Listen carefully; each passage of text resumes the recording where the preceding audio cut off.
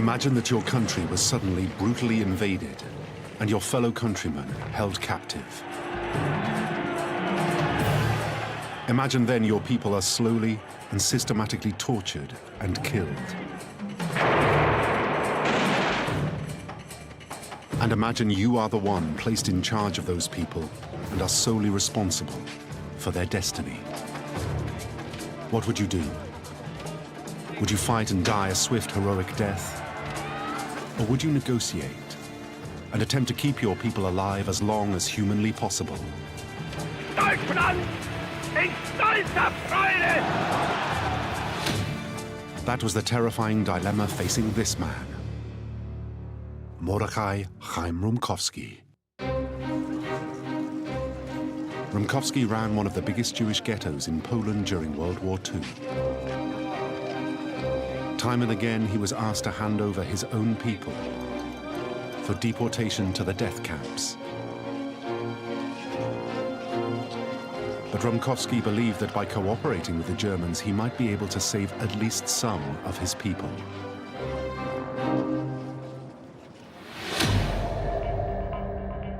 But did that make him a fall guy for the Nazis? Was he a collaborator? A Jew who betrayed his fellow Jews? Or was he a skillful negotiator, doing his best for his people? Anyone who was holding that post would have to do what the German wanted him to do. There was no other option. Anybody who held that position would have to do it. Unless you decided to commit suicide yourself and you say, no, I'm not doing it. That was the only alternative he could do.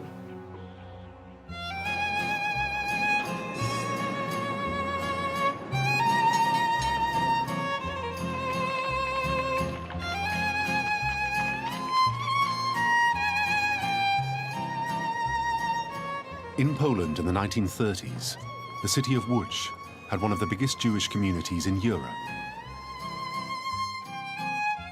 One of its leading citizens was Mordechai Chaim Rumkowski.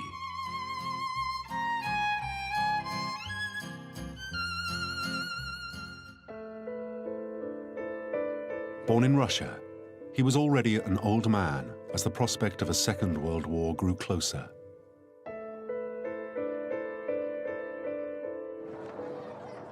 By the late 1930s, he had become the director of the largest orphanage in the city. It was considered one of the best and most enlightened in Poland.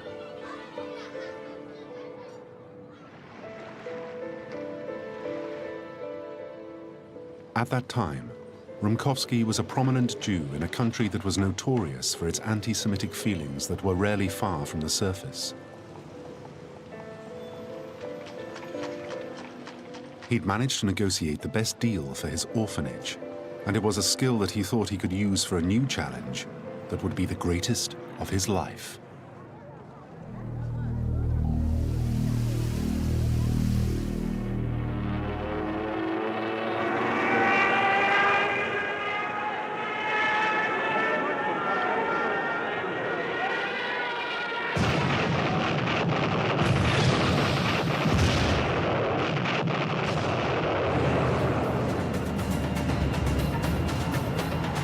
On September the 1st, 1939, German tanks rolled into Poland.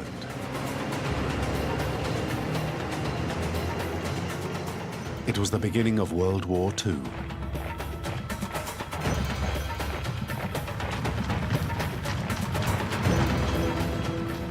The German army moved with ruthless speed and efficiency.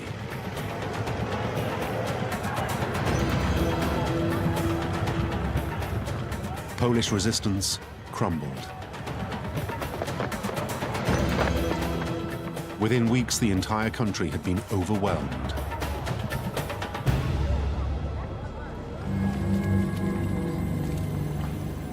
The German frontline troops were soon followed by SS death squads, sent in to kill and expel so-called undesirables.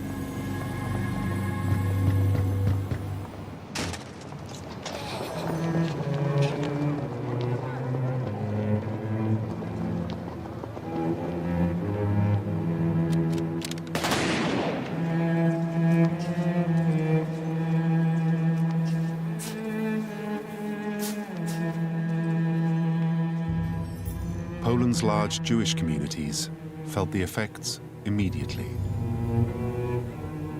Jewish cultural and social institutions were abolished.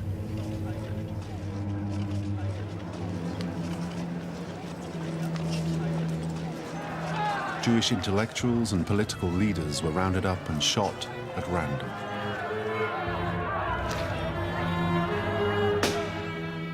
The entire western half of Poland had been earmarked for annexation to Greater Germany.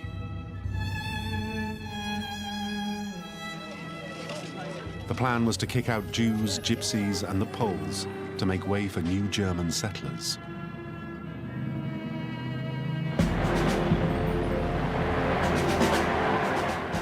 Just a week after the invasion of Poland, the Nazis stormed into Rumkowski's hometown of Łódź.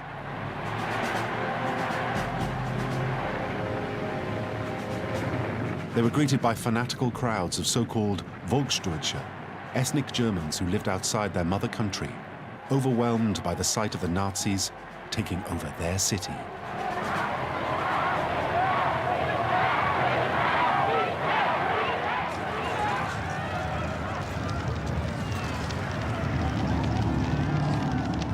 For the Jewish population of Łódź, it was a very different story.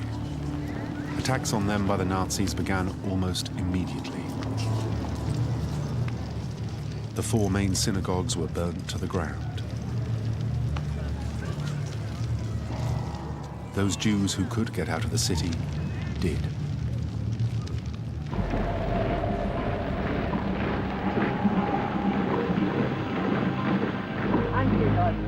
But despite their overwhelming might, the Germans soon realized they had a problem in Łódź. There were simply too many Jews to be dealt with in the short term.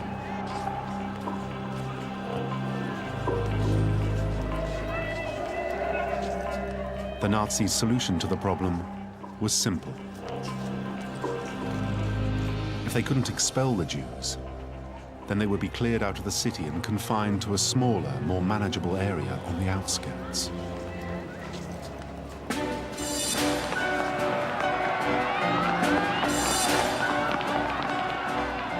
In the early months of 1940, the Jews of Łódź were violently evicted from their homes and moved to a slum area of the city's old town.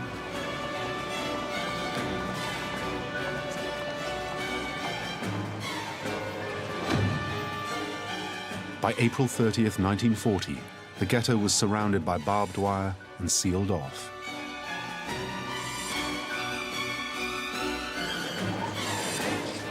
Jews were forbidden to leave, outsiders were forbidden to enter.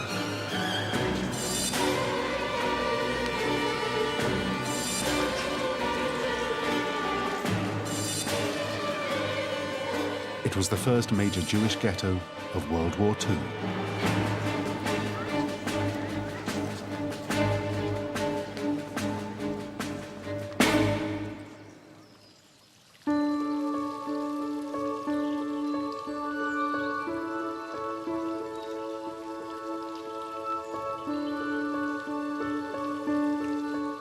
Helen Aronson is 84 and lives on her own in a quiet and secluded part of the country, just north of London.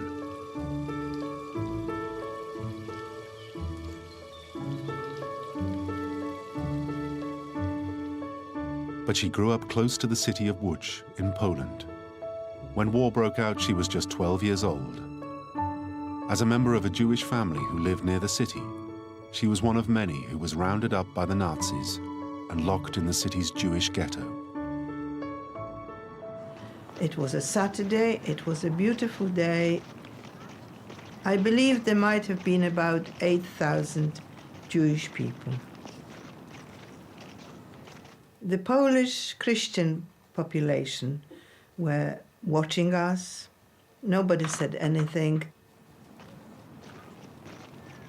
They were just watching and we were walking.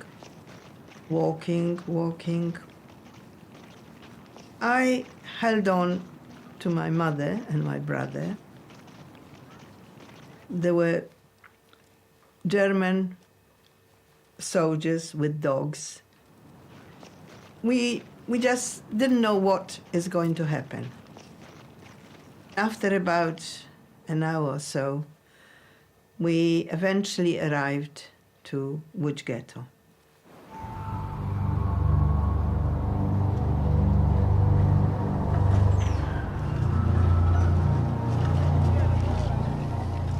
The Nazis wanted the day-to-day running of the ghetto to be taken care of by the Jews themselves. It was a convenient way to avoid tying up German manpower. The plan was to appoint one of the town's leading Jewish citizens to be the Nazis' main point of contact. The man they chose for the job as the Jewish leader of the ghetto was Chaim Rumkowski. Well, he looked like a sort of grandfather. I mean, he was quite old. He was always very nice towards me, and whatever I asked him to do, sometimes for my mother or for my brother or whatever, he did it. It was enough to be seen with him that you were somebody because his powers were so great, like the Queen of England. Discover the past with exclusive military history documentaries and ad-free podcasts presented by world-renowned historians, all on History Hit. Watch them on your smart TV or on the go with your mobile device. Download the app now to watch everything, from the gripping story of the Band of Brothers to Operation Barbarossa and D-Day. Immerse yourself in the dramatic stories of this remarkable era by signing up via the link in the description. Once installed, Rumkowski was expected to establish his own Jewish council, a group of prominent Jews who would run the ghetto's affairs. They had responsibility for providing work, food, housing, and health services. It was a monumental task. The population of the ghetto when it was first established was almost 250,000. But why did the Nazis come to choose Chaim Rumkowski as their man to run the ghetto? His appearance may well have helped. He simply didn't look Jewish. He was perhaps the sort of Jew the Germans felt comfortable with.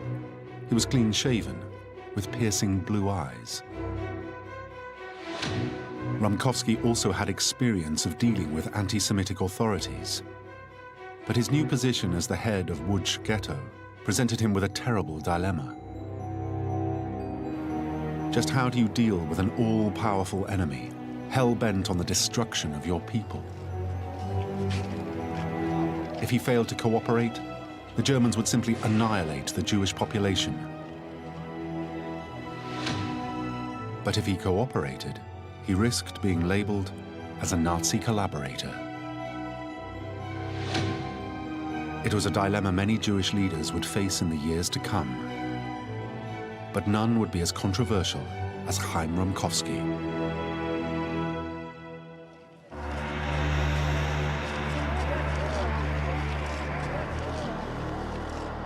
The conditions in the ghetto provided a severe test of Rumkowski's organizational abilities.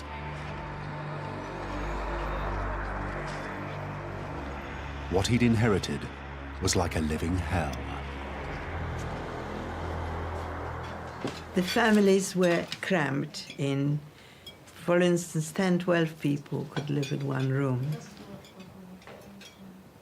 People, you saw walking people in the streets who were real skeletons, and some of them just died there and then.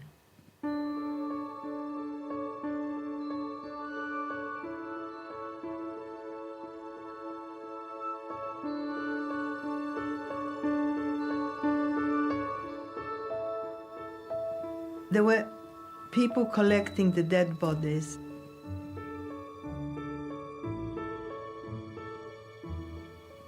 I mean, it was so difficult really to describe the conditions there, the illnesses there, the absolutely terrible, terrible conditions.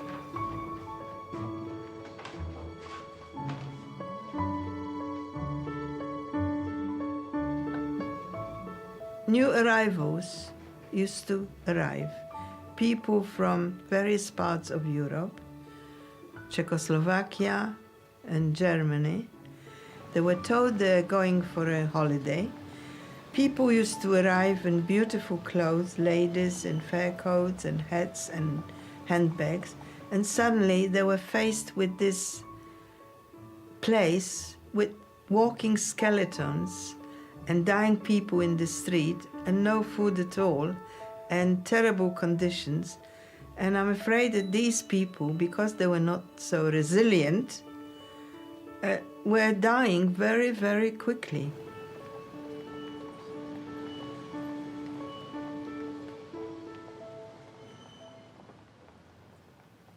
I feel that because of Rumkowski, who, when we were in the ghetto, he helped us in any way he could.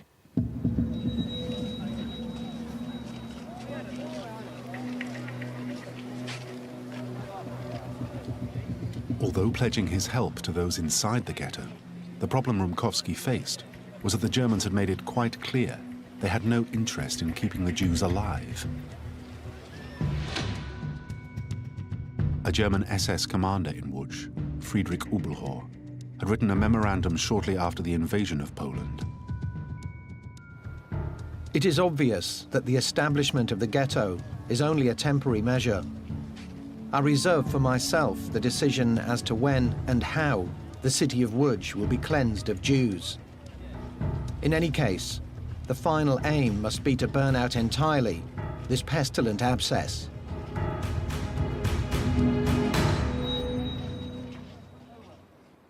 If the Jews of Łódź were to have any chance of surviving, Rumkowski desperately needed a plan. With almost 250,000 people confined to a small area with no farmland, provision of food very quickly became the most pressing problem. The Nazi commanders insisted that the ghetto pay for its own upkeep. But how could Jews who were locked away from the rest of society and who had been stripped of all valuables make enough money to pay for food and housing? Rumkowski's plan was to agree to every German demand on the grounds that if he didn't, the Germans would simply impose it, but with much greater bloodshed and brutality. And Rumkowski did have one major bargaining chip.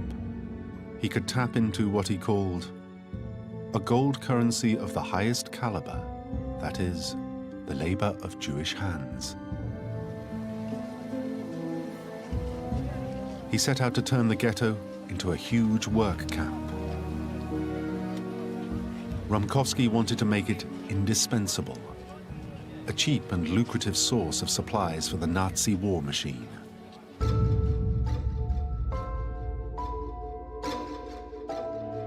Rumkowski's next step was to outline his plan in a letter to Hans Bibov, the German official in charge of relations with the ghetto.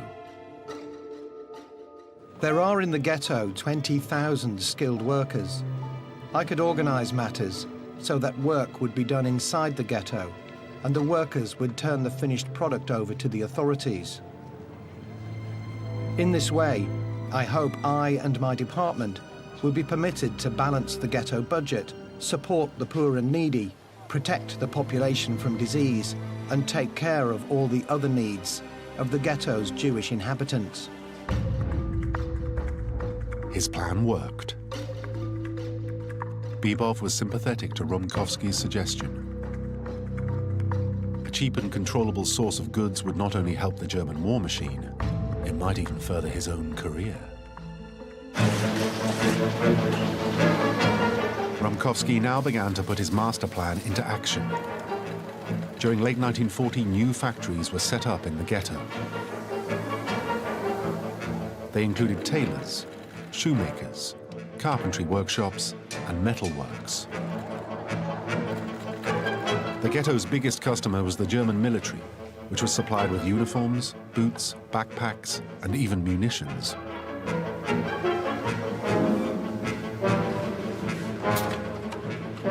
The Nazi High Command even appeared to give it their blessing.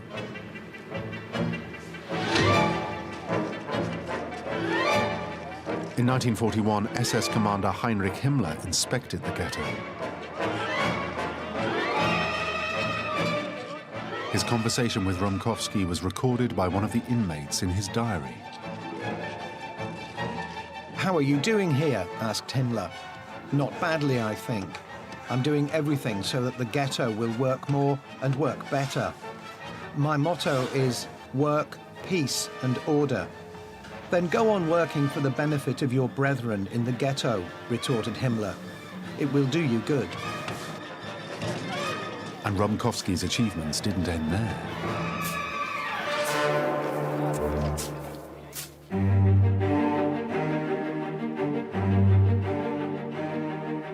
In his position as head of the ghetto, Chaim Rumkowski was effectively given a free hand to run it the way he wanted. He now set out to create what he believed would become a Jewish mini-state. He established a housing department to cope with chronic overcrowding and a welfare system to distribute relief to the needy. Conditions in Łódź were becoming better than in many other Jewish ghettos. Helen Aronson was a young girl in the ghetto, and the improvements were becoming apparent.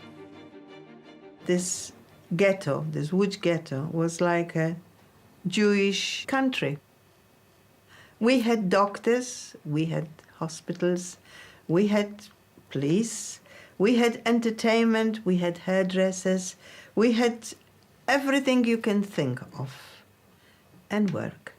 And the goods that were made and manufactured in that ghetto, it was amazing things that were made. Rumkowski managed to set up schools in the ghetto, the only one in Poland to have them. He even managed to establish a Jewish cultural center and religious services. When the Germans outlawed rabbis, Rumkowski conducted marriage ceremonies himself. But Rumkowski's master plan was about to face a shattering blow.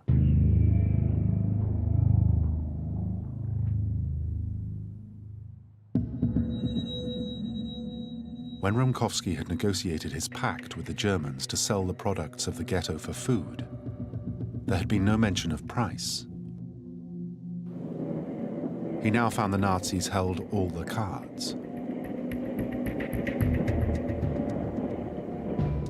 They controlled the price of the raw materials brought into the ghetto, and they controlled the quantity of food that was given to the Jews in exchange.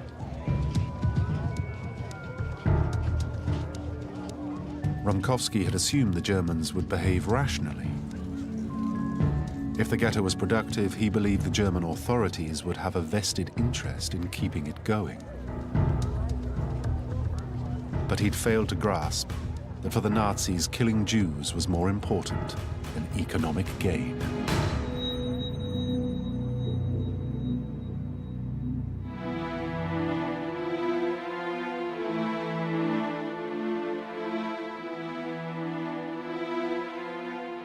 The Germans made sure the food supply was never enough, and what food did arrive was often spoiled.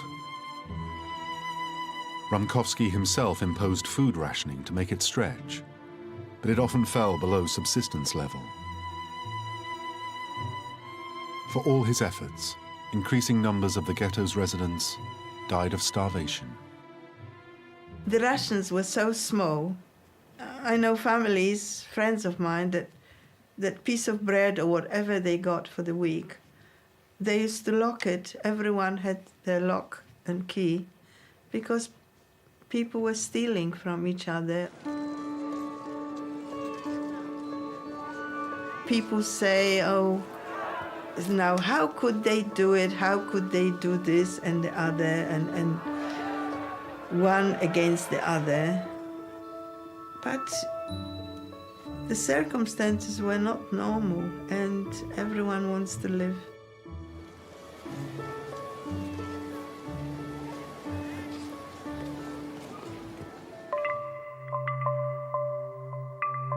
For Rumkowski, problems were starting to mount.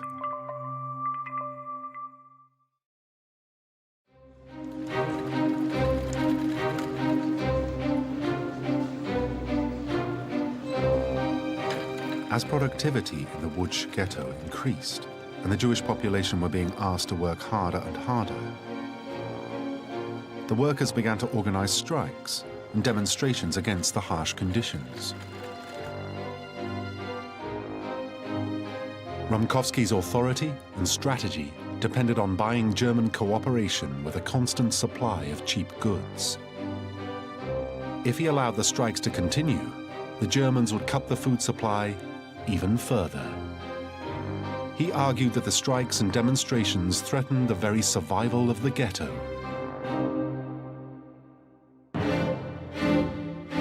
At one workers' rally, he announced, "Strikers are criminals. I'll act like a dictator. I'll stamp them out, them and their families. I'll arrest them and send them to labor camps." But opposition continued. Slogans appeared such as "Kill Rumkowski" and "Open the ghetto." In response, Rumkowski became increasingly dictatorial. He sent in the ghetto's police to put down his critics.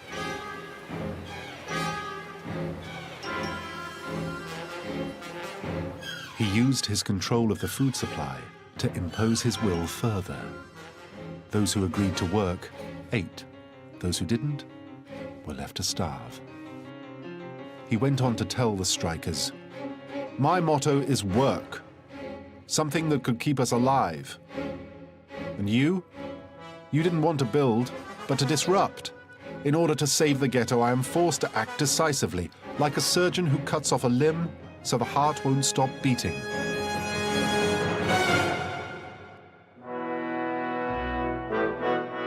But were these the words of a man in terrible circumstances doing his best for his people? Or was it the first signs of someone desperate to cling on to power?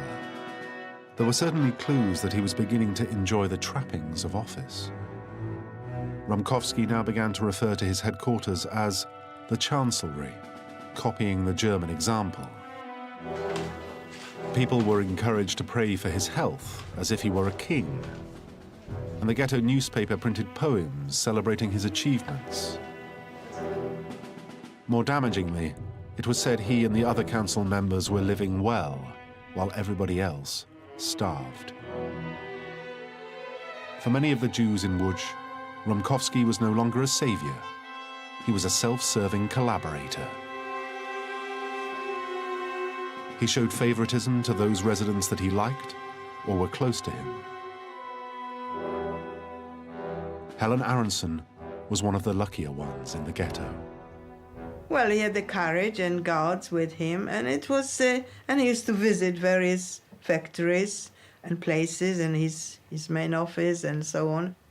He asked me to go in the carriage with him, go back to Marysin, to the orphanage, and I felt like, you know, with the Queen of England. I mean, it was something being seen with him that was already sort of like a passport to a better life. That's how great his power was. Then there was a development that would put his apparent pact with the Nazis in an even starker light.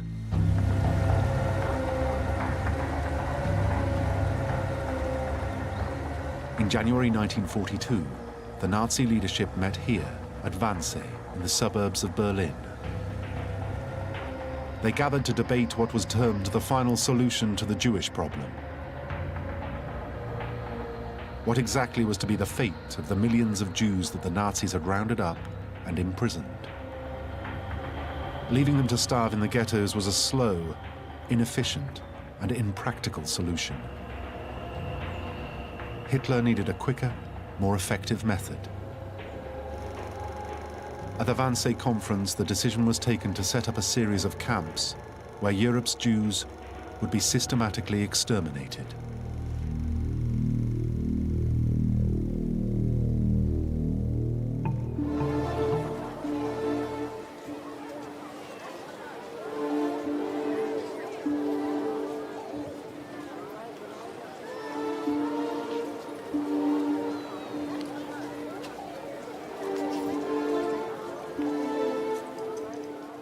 The first signs of the new policy reached the Jews in Łódź almost immediately.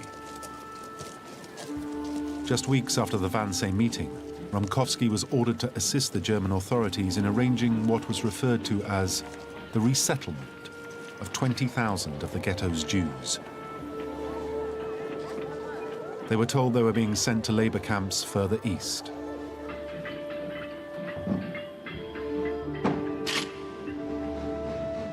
Rumkowski negotiated with the German leadership in Łódź to halve the number of Jews that were to be sent away. But in the long run, it made little difference.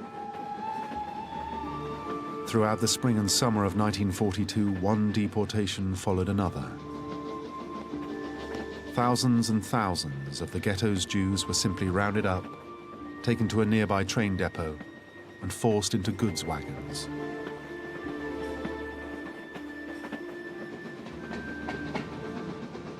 At this stage, those in the ghetto had no idea of the fate that awaited their friends and family who were being taken away.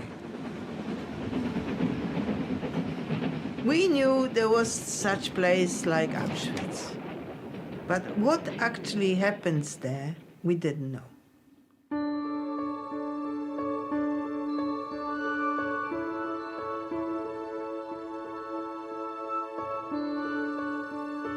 Sometimes people left little bits of papers in the wagons to say, don't follow us. But we really did not know, really, what is happening there. We had no idea. Where did you think all these people were being sent? To work, somewhere to work in Germany. That's what we were sort of told, that we're going to work in Germany.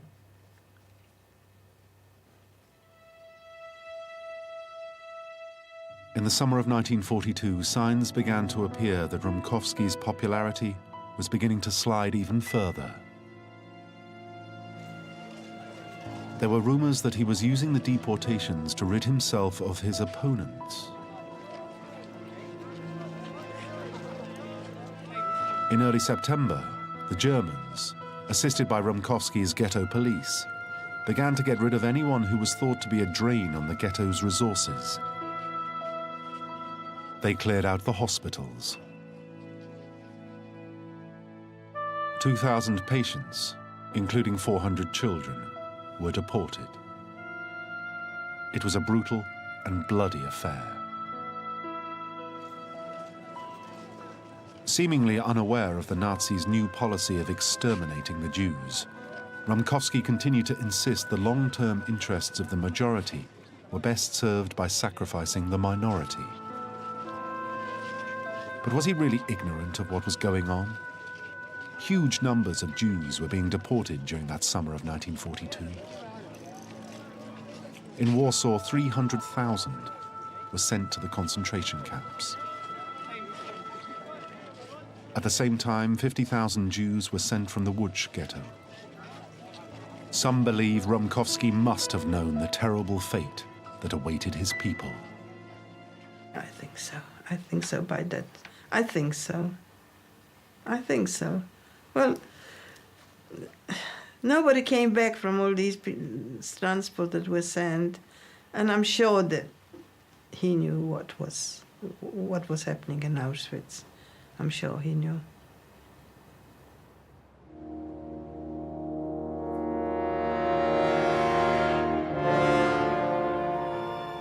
Even in the near-total isolation of the ghetto, there were clues for those willing to read them. During 1942, large shipments of baggage had been arriving in the ghetto. The diary of one resident records, The bundles contain clothing that has been disinfected.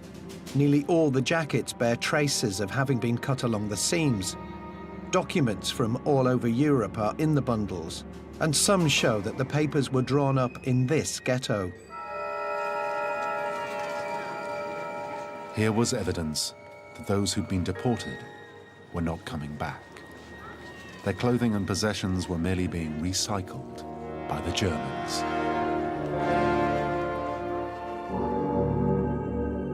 Then, in September 1942, the Nazis made a new demand. it was more distressing than anything that had gone before.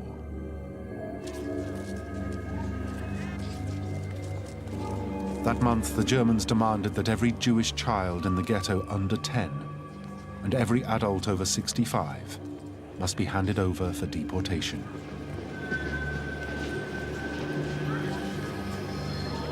Even though Rumkowski had worked closely with children running the main orphanage in Łódź, he still cooperated. He then made one of the most appalling and dramatic speeches of World War II. From the language he uses, it seems clear that Rumkowski knew what the fate of the children and the elderly would be. A grievous blow has struck the ghetto. They are asking us to give up the best we possess, the children and the elderly. I never imagined I would be forced to deliver this sacrifice to the altar with my own hands. In my old age, I must stretch out my hands and beg, brothers and sisters, hand them over to me. Fathers and mothers, give me your children. When Rumkowski made this speech, Helen Aronson was 15. She was a useful worker in the ghetto and was one of those favored by Rumkowski. She remembers his infamous speech. How can you ask parents to give away the children? It is most difficult task. I mean,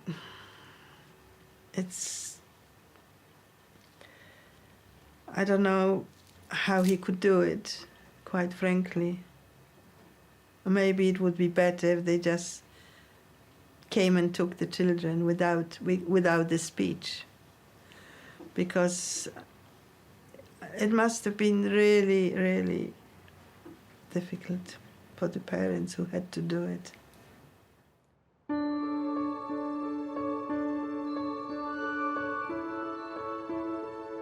How can you do that? To send these kids to be gassed, to be slaughtered.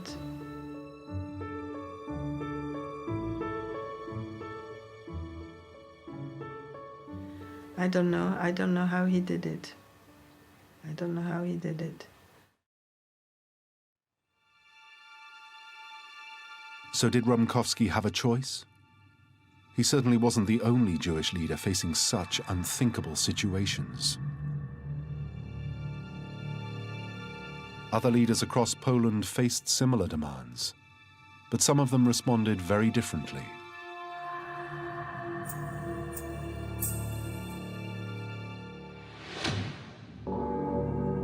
In Warsaw, the leader of the Jewish ghetto, Adam Czerniakow, was told to round up 6,000 people a day and hand them over to the Germans.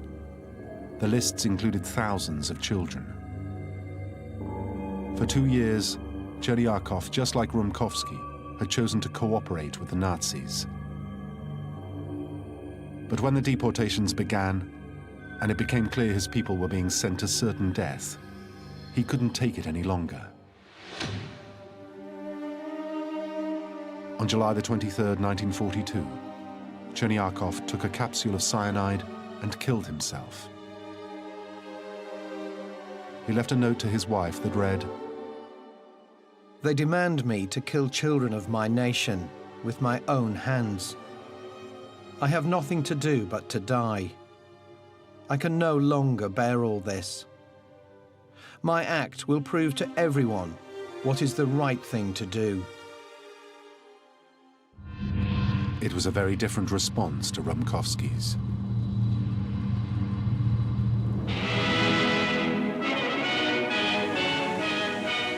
The United Nations have bridged the English Channel. On June the 6th, 1944, a date indelibly written in the annals of history by the armed forces of the free world, the fighting men of Britain, the Empire, and America embarked on the greatest amphibious operation ever undertaken. In the summer of 1944, the tide of the war turned decisively against the Germans.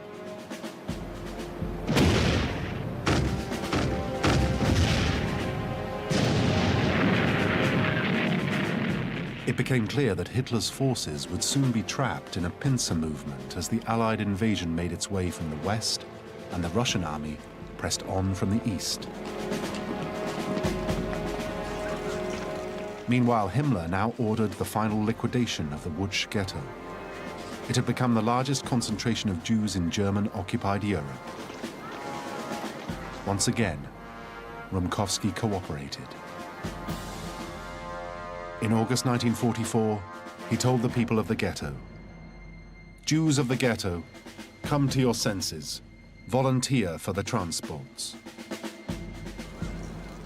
As the remaining Jews were herded out of the ghetto, the German authorities made 750 of them stay behind. Hanging on to her privileged position in the ghetto, Helen Aronson was one of that group. The reason why we were left in the ghetto was to clean out all the houses and flats of the people who used to live there and take all the possessions and segregate them so that they all can be useful and be sent to Germany. For instance, bedding, linen, crockery, cutlery, furniture, clothing, and everything bring out into the streets in a pile. Afterwards, lorries used to arrive and collect all these things, and everything was taken to Germany and made into money. And that was our job to do. And that's why we were left behind to do this work. All of us had some poison with us. And we knew that we are here for a short time to do a job for them, for the German government. And when we finish the job, our fate will be exactly the same as all the others. We follow all the others. And we thought when the worst comes to the worst, we know what to do. The clean-up operation of the ghetto went on into January 1945.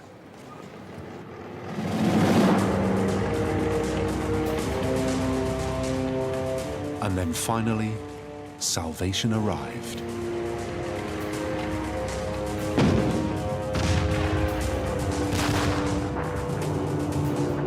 The Russians had advanced quickly and were now on the outskirts of the city. Fearing for their lives at the hands of the Germans, Helen and her family hid in the cellar of one of the houses in the ghetto. We stayed in that place for quite a few days. We could not survive for a long time there because we had no facilities and not much air.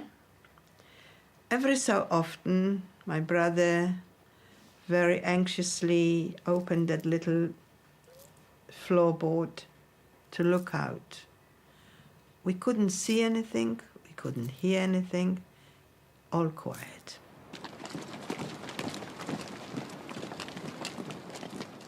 And then, one day, we heard a lot of stamping above us. And my mother suddenly said, "I think I can hear some Russian spoken." Russian? She must be crazy. We opened our place, and then I came face to face with the Russian soldier. And he said to me, "The war is finished and you are free."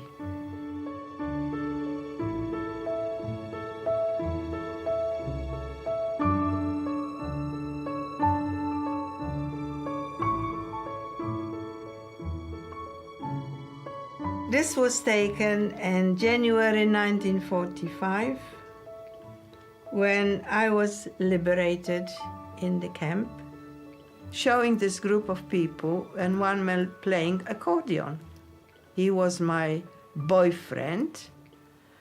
And my daughter looked at the picture and said, "But Mommy, you're sitting next to him."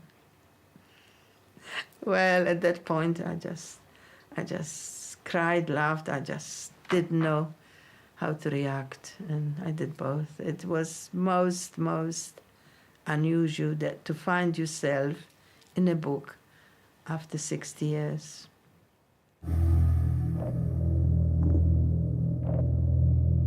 But what of Chaim Rumkowski? Some historians believe that he and his wife volunteered for resettlement and boarded a train bound for Auschwitz with others from the ghetto. One eyewitness described Rumkowski's arrival. Rumkowski didn't know what was happening. He turned to me and asked, "What goes on here? Can't you smell? Can't you see the fire?" I replied, anger and revenge in my voice for what he'd done to my friends. "Where am I?" he asks. "Auschwitz." "Oh my God," he says, smacking his forehead with his palm. But was that really his fate? Was he gassed at Auschwitz? There is, however, another possibility. I heard that he was sent with all his family. That was the last transport going from Łódź ghetto to Auschwitz. And I'm not quite sure, but the rumors were that he was actually killed by the Jews, and not when he arrived there, and not by the German. But I don't know. I'm afraid I don't know. So what are we to make of a man who willingly sent his own people to the Nazi concentration camps? Clearly, many view Rumkowski as a collaborator. But it's not a simple picture. Łódź was not just the best-run ghetto, it was also the longest surviving. And even though the numbers are small, 750 people survived. Some of those put that survival down to one thing: the fact that Rumkowski managed to keep them in the ghetto for so long. I don't think him as a collaborator. Anyone who was holding that post would have to do what the German wanted him to do. There was no other option, because if he didn't do it, if he didn't deliver the people, the German would come into the ghetto and do it themselves.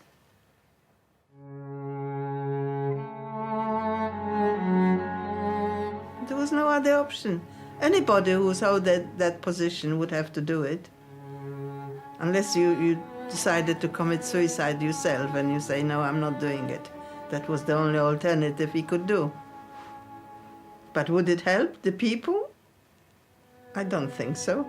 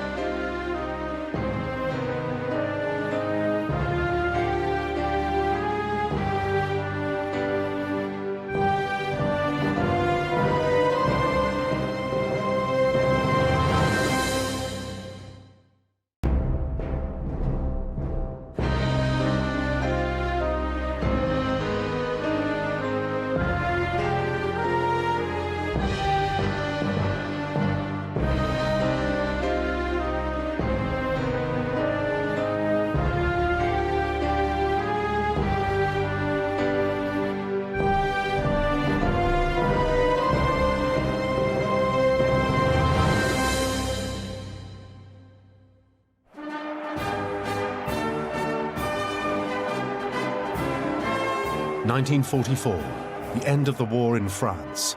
The Nazis were on the run. Paris was set free.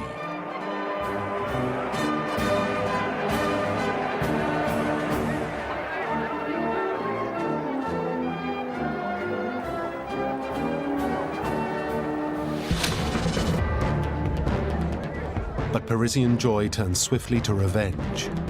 Hundreds of women were punished for having relationships with German soldiers. And thousands of men were executed without trial for aiding the Nazis. But this very public display of cleansing did little to sanitize a much deeper guilt. Because millions of ordinary French people had worked alongside the Nazis, the collaboration went right to the top.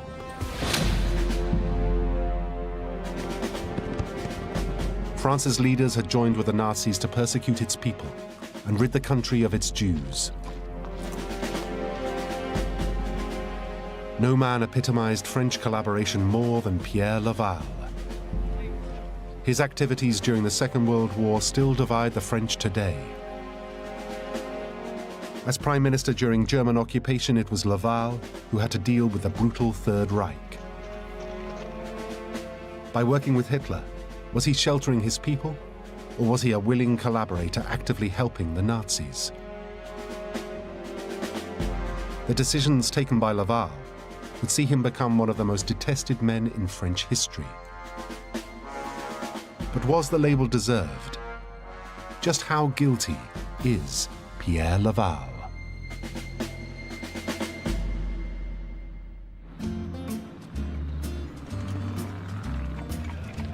Pierre Laval grew up at the height of the Belle Époque. It was France's beautiful era. It was 1910, an age of affluence, mass development, and overconsumption. But France was a nation divided by class and wealth. To the working classes, the good times meant grinding poverty. Pierre Laval made his name as a lawyer defending the rights of ordinary working men. He described himself: a comrade among comrades, a worker among workers. In 1913, Laval proudly affirmed his left-wing beliefs and won election to the French legislature.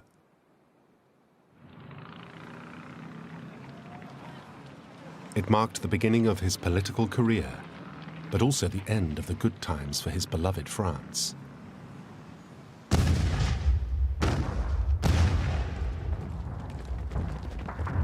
The outbreak of World War I in 1914 saw Germany invade Belgium and Luxembourg and then storm into France.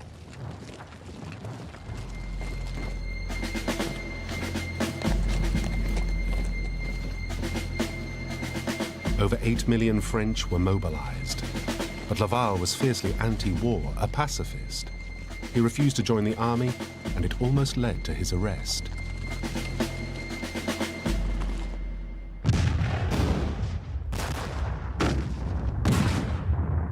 British and French forces held the German offensive along the Western Front, but at a huge cost. When the guns fell silent on the 11th of November 1918, 1.7 million French were dead and over 4 million injured. The country's infrastructure was in ruins, and they owed millions to their allies. The war claimed the life of Laval's only brother, Jean. The conflict deeply affected Laval.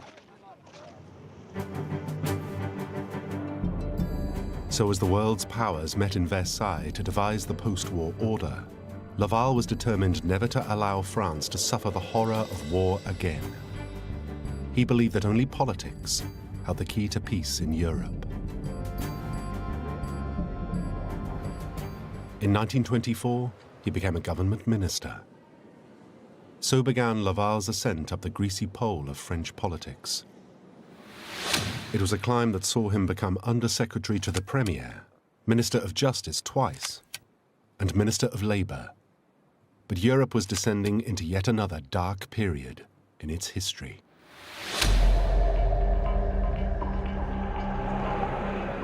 In 1929, stock markets and banks in New York crashed spectacularly. The crisis spread like cancer throughout the world. The subsequent Great Depression hit industrial nations like Britain, Germany, and America particularly hard. In Germany, the economy crumpled, unemployment soared, and the government collapsed. Vor uns liegt Deutschland, in uns marschiert Deutschland und hinter uns kommt Deutschland. The Nazi Party seized control with Adolf Hitler as its leader. And in 1933, Hitler became Chancellor and leader of Germany. Deve cristallizzare una posizione di potente ingiustizia. By now, in Italy, Benito Mussolini, the son of a blacksmith, had seized power in a coup. He'd also declared himself dictator and turned Italy into a police state. More than 300,000 people gathered in the Piazza del Plebiscito. There's only one man in Italy who can collect a throng like that. Yep, you've guessed it. Mussolini himself, Il Duce, the chief. While these two great dictators rose to power in Germany and Italy, France turned to Pierre Laval.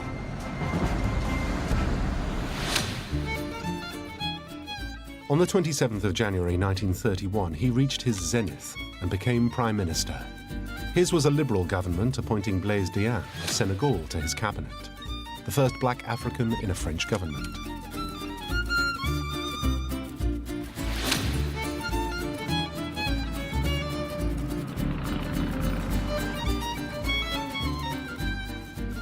Under Laval, France weathered the world economic storm and became the richest country in Europe. Unemployment was relatively low, and it had vast gold reserves. Laval used that wealth as a means to diplomatic ends. He wooed President Hoover and America with his Gallic charm, and the Americans were smitten. He was named Time magazine's Man of the Year for 1931 and mingled with America's finest. Laval returned to France a world statesman. He now had the credibility and authority to pursue his passion, to forge a lasting peace in Europe.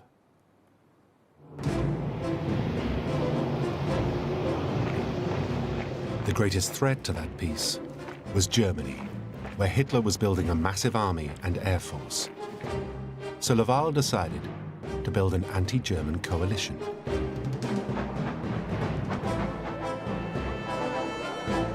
In 1935, he traveled to Moscow and signed an anti-German deal with Stalin. Then Laval flew to Italy to try and prise Mussolini from his alliance with Hitler.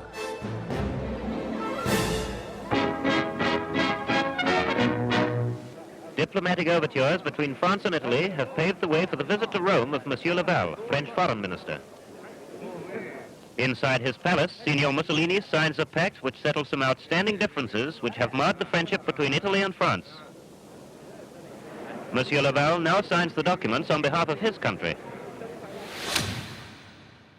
The Stresa Front was a peace treaty between France, Britain, and Italy, a united front against German aggression. But that unity would not last for long. L'opinione era rimasta indietro. Si aveva dell'Italia una concezione superficiale e pittoresca di quel pittoresco che io detesto. Mussolini's ambition was to create a new Roman Empire.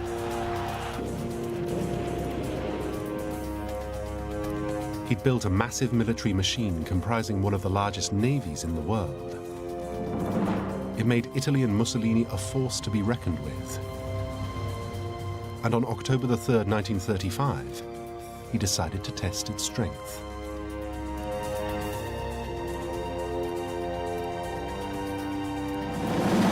His grand plan began with the invasion of Abyssinia, modern-day Ethiopia.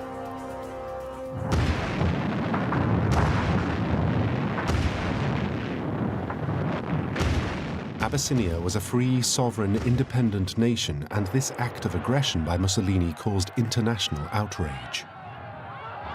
He wanted more colonists, and he flung his picturesque robber band into battle against almost defenseless Abyssinians. The memories of the use of poison gas and the bombing of a simple people with no planes or anti-aircraft weapons, these memories are still fresh today. the world looked to France and Britain to uphold the rule of law and deal with Mussolini. Laval, the former pacifist, was desperate to avoid war at any cost. So he and British Foreign Secretary Samuel Hoare secretly put forward a plan to carve up Abyssinia and allow Italy to stay. In return, Mussolini agreed to honor the Stresa Front deal and oppose German aggression. But the so-called Hoare-Laval Pact was leaked to the press. The British and French public were disgusted that their leaders had failed to stop Mussolini's aggression. The pact fell apart. Laval lost his job and would forever bear a grudge.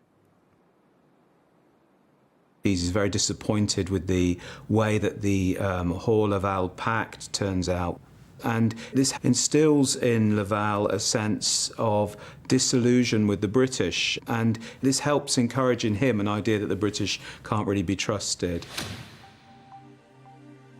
In time, Laval would find more reasons to dislike the British.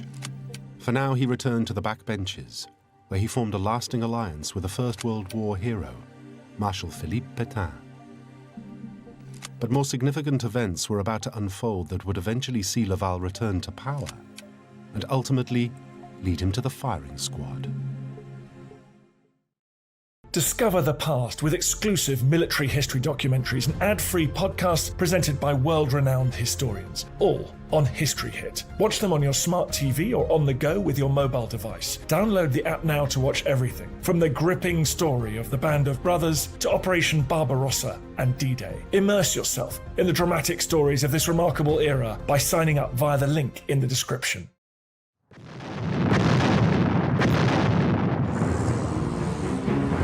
On September the 1st, 1939, Hitler's tanks stormed into Poland. France and Britain united to declare war on Germany.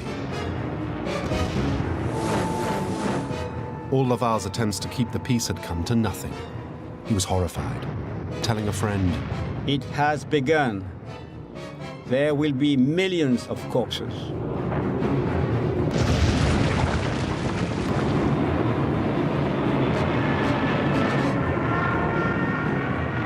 On the 10th of May 1940, the German army launched their blitzkrieg, invading Holland, Belgium, and Luxembourg. And 5 days later, it was France's turn.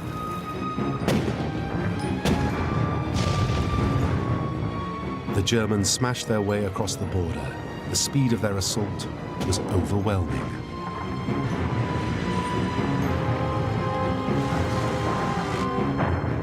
They cut a deep scar into northeastern France and headed for Paris. Thousands of French surrendered in their wake. French Prime Minister Paul Reynaud telephoned Winston Churchill. I woke him up. I told him, we have lost the battle. We are beaten. But Churchill seemed so astonished that I had to repeat, we are beaten, we have lost the battle. Impossible, he said. On the 14th of June 1940, German forces entered Paris. At 10 p.m. that night, President Reynaud resigned.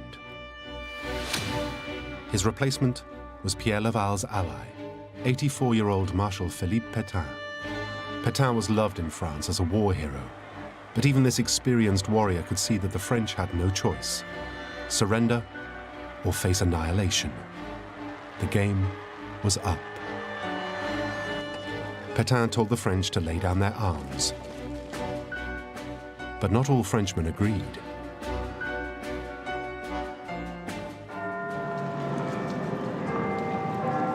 Brigadier General Charles de Gaulle, Under-Secretary for War and a tank commander, refused to surrender. Along with other senior military officers, he fled to Britain, from where he addressed his nation.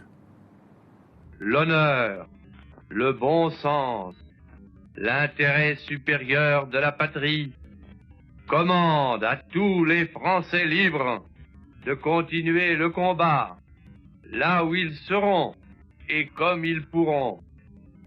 Vive la France, libre, dans l'honneur et dans l'indépendance.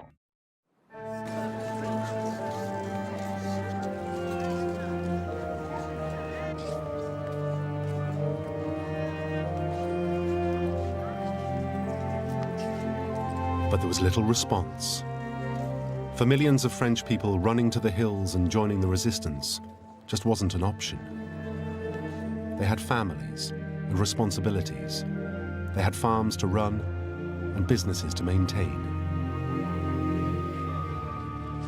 So despite de Gaulle's call to arms, most French people accepted their fate.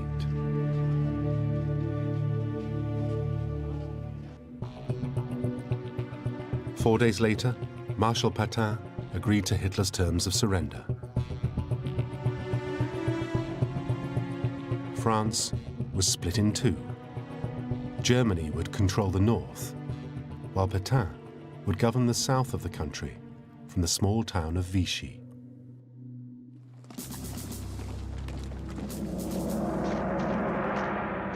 The surrender was signed at Compiègne, northeast of Paris. The meeting was even held in the same railway carriage used by the Allies to accept the German surrender in 1918. For France, the humiliation was complete.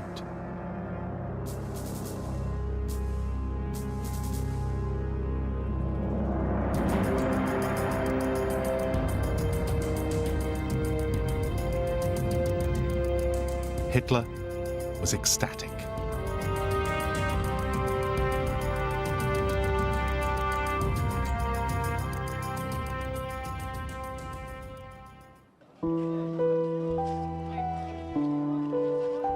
News of the surrender was broadcast by loudspeaker cars to a devastated French people.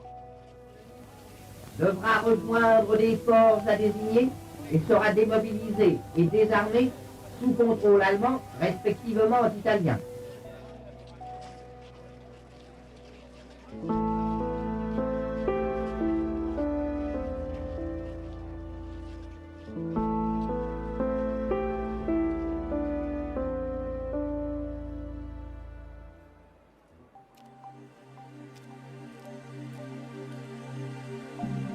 On the 11th of July 1940, Marshal Pétain appointed Pierre Laval as his prime minister.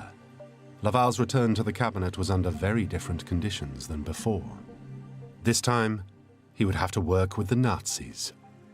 Millions of people were now looking to him to protect and defend them, and he would soon learn what collaboration would mean.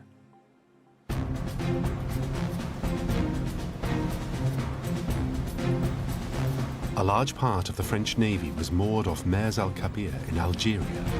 Fearful that Hitler would get his hands on it, Winston Churchill demanded Laval hand it over or have it destroyed. Laval refused. So Churchill sent a task force led by the biggest battle cruiser in the world, HMS Hood. When it reached Mers al-Kabir, Churchill gave orders to sink the French fleet.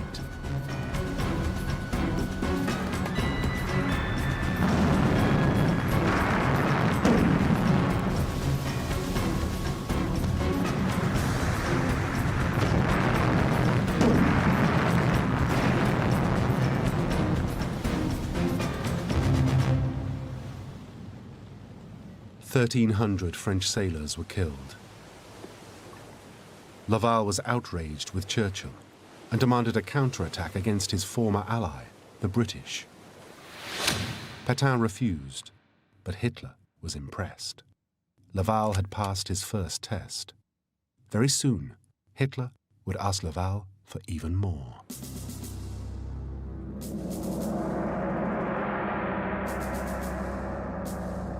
As autumn of 1940 approached, Hitler was planning the invasion of Britain. Pétain and Laval were summoned by the Führer. Der französische Regierungschef Marschall Pétain trifft ein und wird mit militärischen Ehren empfangen.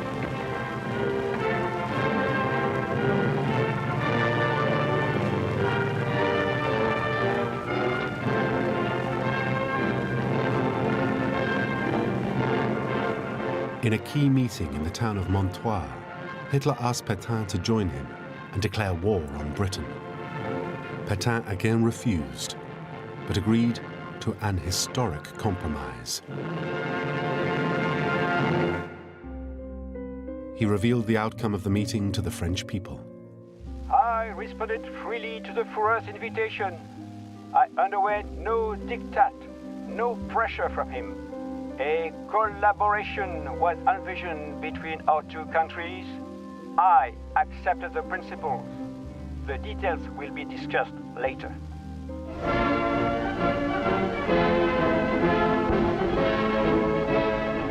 At the time, collaboration did not seem to be such a dirty word.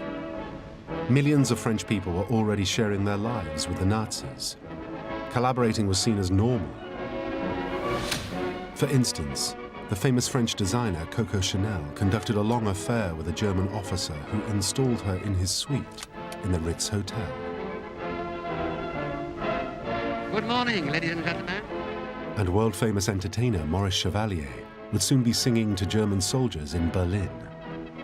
All right, thank you, boys. Even Jean Borotra, the legendary Wimbledon tennis champion, became a collaborator. He became Vichy's Minister of Sport, though he always claimed he and Pétain were true French patriots. It was a thing which almost all the Frenchmen wanted very badly, that to see the Germans going out. And of course, he knew that it was going to be a long process, and he could say nothing about it. He never said that to anybody, I think.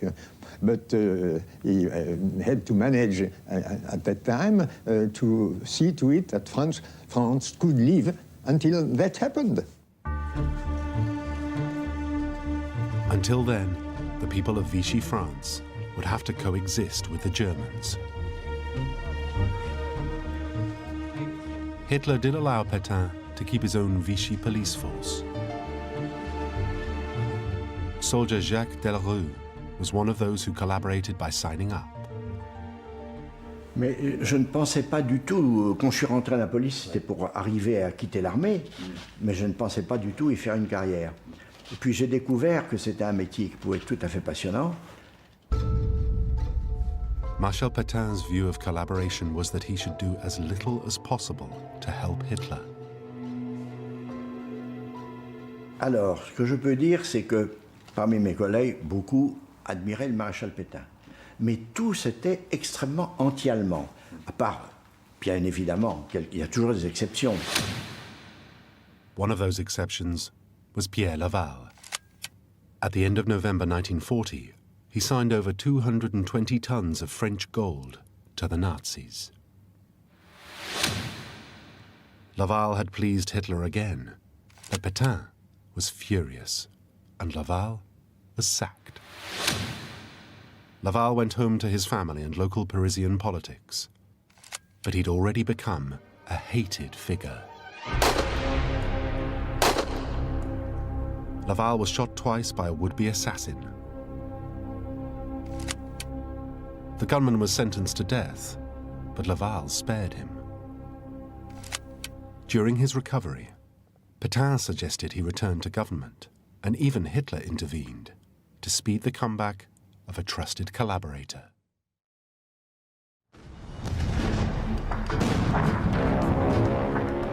But how things had changed. When Laval left government in 1940, the Second World War was essentially a European conflict. Now it had assumed global proportions. The Germans had invaded the Soviet Union, but their advance had been halted by fierce fighting.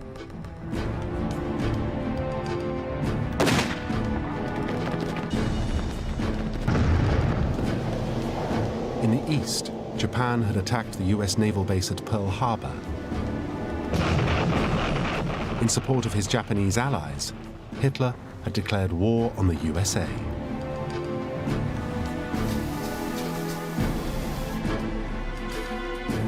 The might of the American military machine had now been unleashed on Germany.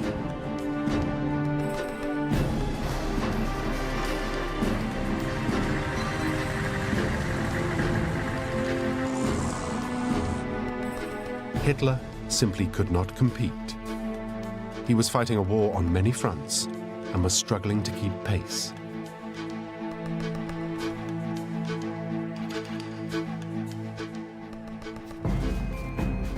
The war was going badly. In Russia, the German army was bogged down on the outskirts of Stalingrad.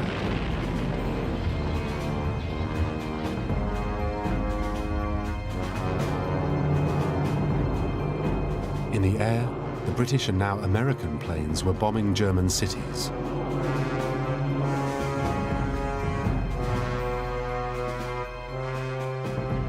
Hitler was running short of tanks, guns, ammunition, and most importantly, men.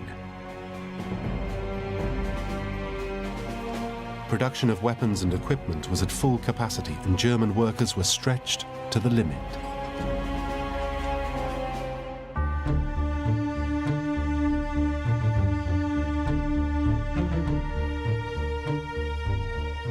Pierre Laval could have used the situation to renegotiate the terms of the collaboration with Germany. But instead, he decided to reaffirm his desire to work with the Nazis, stating, "No threat will prevent me from pursuing agreement and reconciliation with Germany, because this policy is prompted solely by concern for France." Hitler asked Laval to follow those words with action. He demanded 250,000 skilled French workers be sent to Germany to help the war effort. How could Laval appease Hitler and protect his people? Was this a collaboration too far?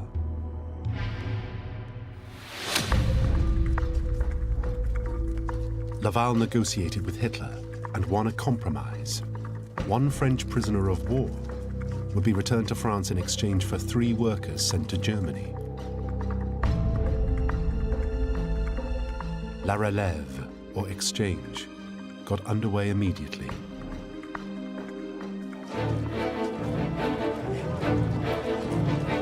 The first few thousand POWs were released from German camps and loaded onto trains heading back to France. To the returning POWs, Laval was a hero. He personally welcomed home the first trainload at Compiègne.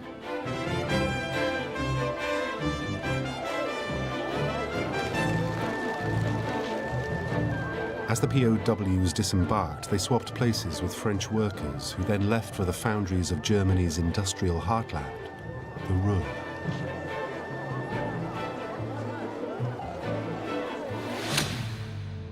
But this rare French triumph was tarnished when Laval justified the scheme in a newspaper article. "I hope for German victory, because without it, Bolshevism will install itself everywhere tomorrow." That hope for a German victory would return to haunt him. Until now, Laval's collaboration with Hitler had concerned materials, goods, and workers. But now, Hitler asked him for blood.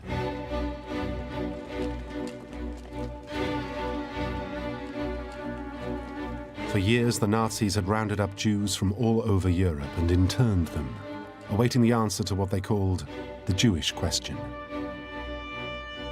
By January 1942, they had their answer. Death camps were built in Poland.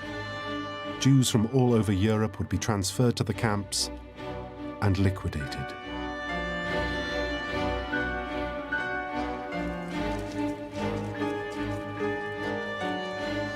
At the start of the occupation of France, a commission for Jewish questions had been set up, and there was no shortage of Frenchmen willing to help the Nazis answer those questions. Je pense qu'il n'y a pas une très grande différence entre la France et l'Angleterre, et encore moins avec l'Amérique à ce sujet-là. Mon idée, c'était qu'il fallait surtout éliminer l'influence juive de secteurs où ils étaient extrêmement influents, où ils pesaient sur l'opinion publique. Anti-Semitism laws had also been repealed. 100 Français de vieille souche française, 90 au moins sont de vrais blancs, purs de tout autre mélange racial. Il n'en est pas de même des juifs. Celui-ci est issu de métissage accompli il y a déjà plusieurs millénaires entre des Aryens, des Mongols et des Nègres. Le juif a donc un visage, un corps, des attitudes, des gestes.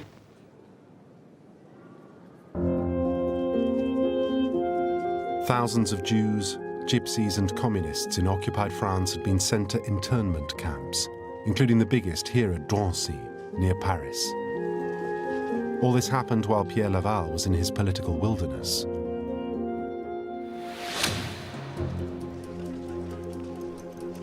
But just after Laval's return to office in July 1942, one of the most infamous roundups took place in Paris. During Operation Spring Breeze, 13,000 foreign-born Jews, men, women, and children, were arrested. Any childless couples were taken straight to the Drancy camp. But families were kept at the winter velodrome in terrible conditions and then deported to the Auschwitz death camp. This all took place in German-occupied France. It had nothing to do with Laval. But it is now known that the Vichy government shed no tears over the fate of the foreign Jews in France, who were seen as a nuisance. Laval even called them the dregs.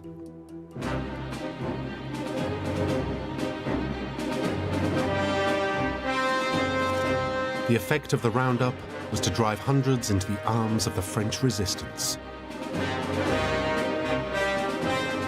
In the countryside, they were called the Maquis. Up in the High Savoy, in the Pyrenees and in other mountain districts, the reborn France is being nurtured to lusty manhood by the Maquis, those bands of young men who, in the words of de Gaulle, do not accept defeat. Organized sabotage has reached proportions highly alarming to the enemy. One of the most recent triumphs of the Maquis was the blowing up at Grenoble of a German barracks, killing 500 Nazis, wounding many more.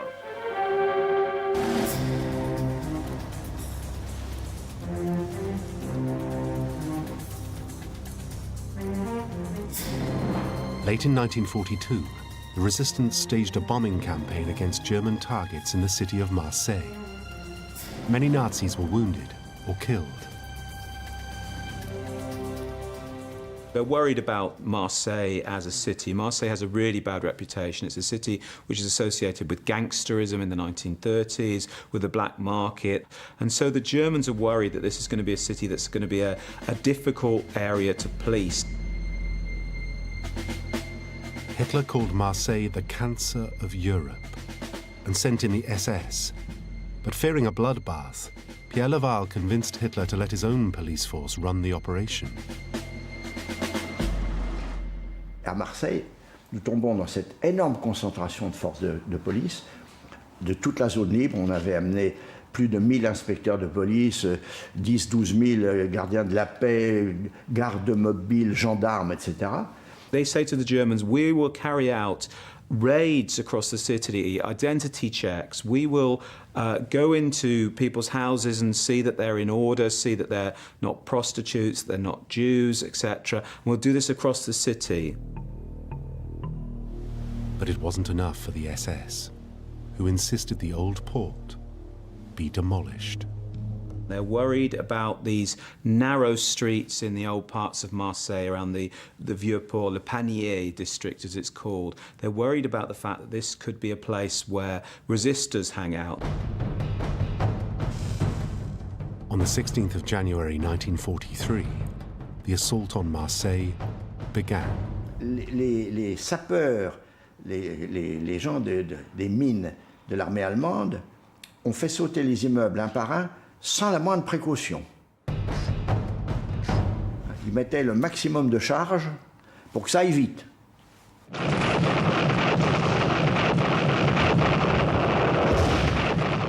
1,400 buildings were destroyed. And although the operation was intended to root out terrorists, 1,600 mostly foreign Jews were taken to Drancy. It was the French police who loaded the Jews onto the trains. Et c'était un spectacle épouvantable, vous savez. Et puis on a vu arriver tous ces gens évacués du Vieux-Port avec des paquets, des baluchons, des valises, des enfants, enfin des matelas roulés pour certains. Enfin, Et ces gens-là, on les a aidés à monter dans ces wagons. Nous sommes montés avec eux, un gardien par wagon. Mais on disait que les Allemands les envoyaient travailler à l'Est, enfin, etc. La réalité des camps de concentration tels qu'ils ont, d'extermination, on l'a découverte qu'à la fin de la guerre, qu'après la guerre, après l'occupation, disons. Once again, Laval had calculated that doing the Nazis' bidding was the best policy for protecting Vichy France. But across the Mediterranean Sea, the war in North Africa was about to wreck his delicate plan.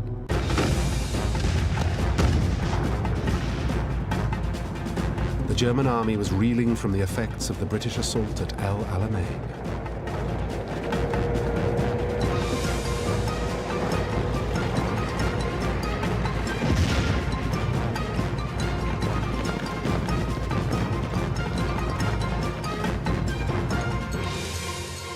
Then Allied forces led by the Americans attacked the Germans from the west.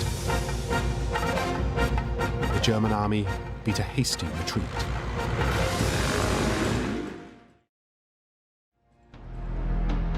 Hitler's southwestern flank was now exposed to the American forces. He couldn't risk an Allied invasion of France via Vichy. He had no choice but to take over Vichy and occupy the whole of France.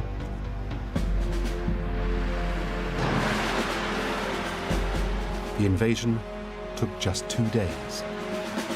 On the 19th of November, all of France was under Hitler's control.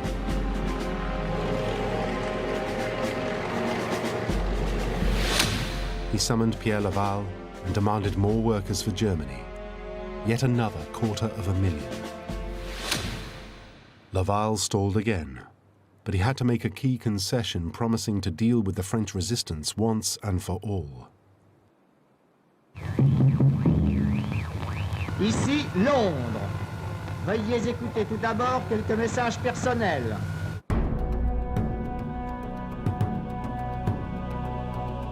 The resistance, aided by British intelligence, was growing in strength and numbers. Encouraged, enthused, and equipped by General Charles de Gaulle and his Free French Army in London, it was becoming a ruthless guerrilla army. They sabotaged railway lines, they ambushed German troops, and assassinated officers. Hitler demanded action. He ordered Laval to create a new pro-German force called the Milice. It marked a turning point for Laval.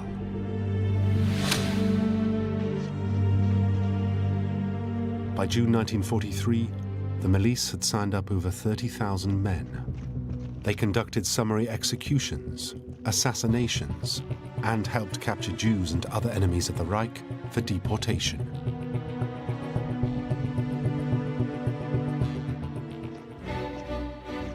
Until this point, Laval could argue he had balanced Berlin's demands with the welfare of the French. But with the formation of the Milice, he had crossed the line. He became an active persecutor of his own people. The Milice quickly expanded operations, committing terrible crimes.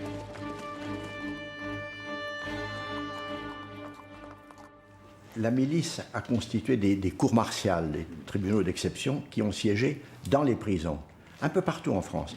Moi, je les ai entendus donc, dans la prison de Limoges, et les gens qui venaient d'être condamnés, quand on les a emmenés dans le chemin de ronde pour être fusillés, ils ont tous chanté la Marseillaise.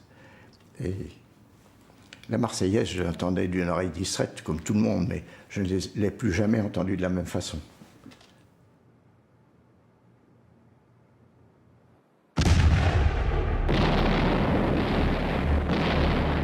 Just as Laval was losing his grip on law and order, Germany was losing its grip on Europe. Its army was in full retreat. Stalin's Red Army had driven them out of the Soviet Union and had retaken Poland.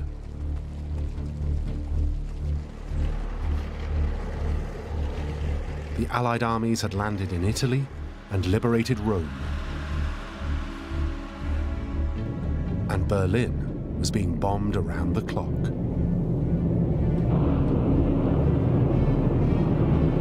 The people of Berlin, like those of so many other German cities, are now getting the full taste of the war they themselves so callously loosed on the world.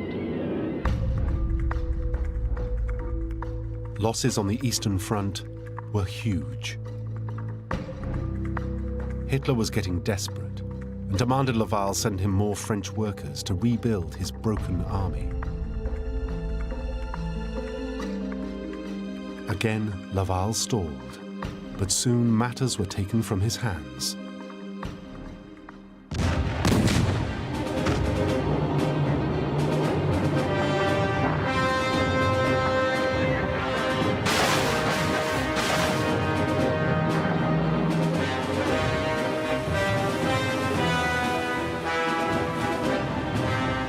On the 6th of June 1944, the Allies landed in northern France. D-Day was the beginning of the end for the Third Reich. But rather than join the Allied troops in fighting the Germans, Laval told his countrymen, "You are not in the war. You must not take part in the fighting. If you do not observe this rule, if you show proof of indiscipline, you will provoke reprisals, the harshness of which the government would be powerless to moderate. You would suffer both physically and materially. At this moment, fraught with drama, when the war is being carried on to our territory, show by your worthy and disciplined attitude that you are thinking of France and only of her."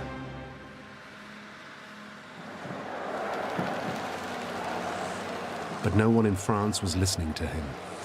Towns and villages all over northern France were liberated, one by one.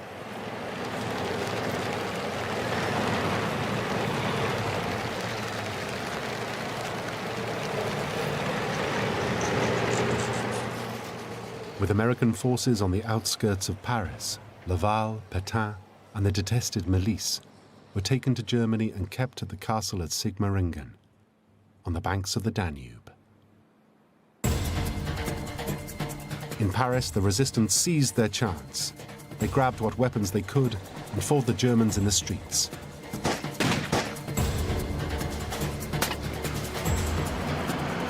As the Nazis flee for the Reich, they suffer at the hands of French patriots. The German crew leaps from the frying pan into the fire.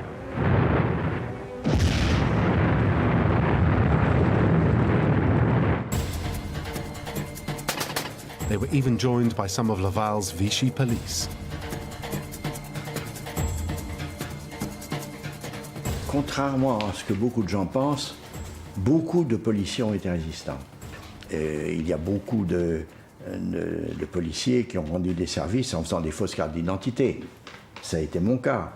Hein, mais c'était des petites choses, même si on sauvait une vie humaine, au milieu de cette énorme tragédie. C'était des grains de sable. Mais bon, si on sauve une vie, on sauve une vie. Hein. On the 19th of August, 1944, Paris was liberated.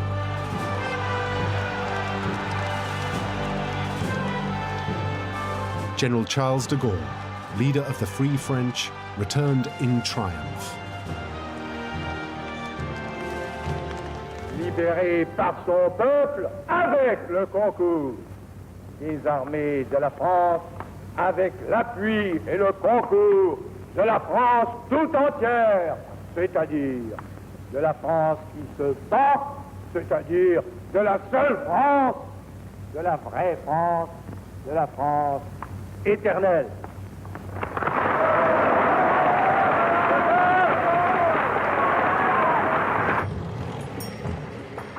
The Allied army now pushed on towards Germany, and in April 1945, they reached Sigmaringen.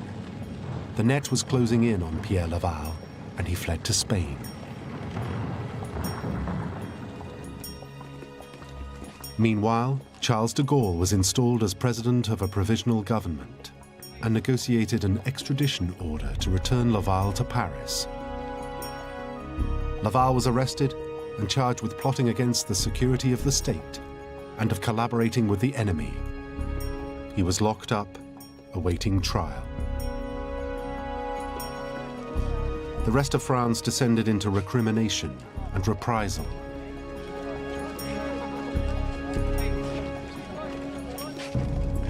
Nazi collaborators were humiliated, beaten, and murdered. Ironically, many ended up in the Drancy camp, waiting for a trial rather than a death train. News from France includes this eminently satisfactory picture from Drancy, near Paris. Once a concentration camp for Jews during the German occupation, it is now full of collaborationists.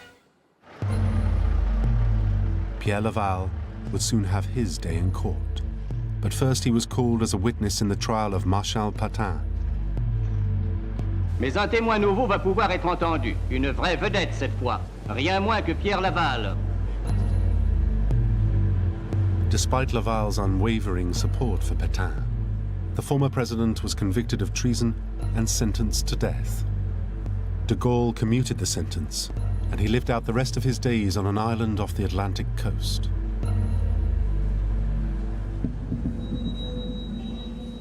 Now it was Laval's turn.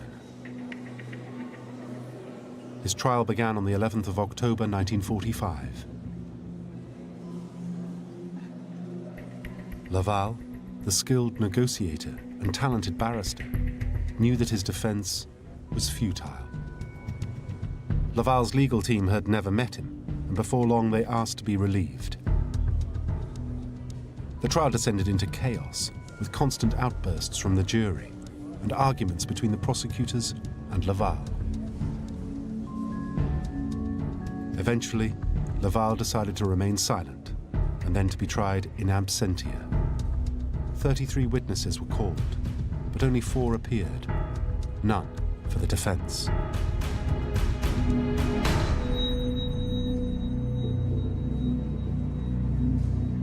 The key piece of evidence against him was the newspaper article from the 22nd of June 1942, where Laval had called for a German victory. He was sentenced to death. At sunrise, a firing squad files into the prison where Laval is held.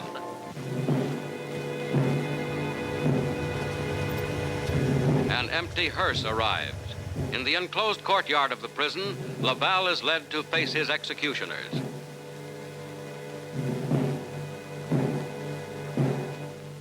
Laval was tied to a stake. He asked permission to give the order to fire himself, but was refused. From the prison came cries of "Vive Laval! Long live Laval!" Laval himself cried, "Vive la France!" A traitor is dead. Pierre Laval now lies in an unhonored cemetery with his fellow criminals against mankind.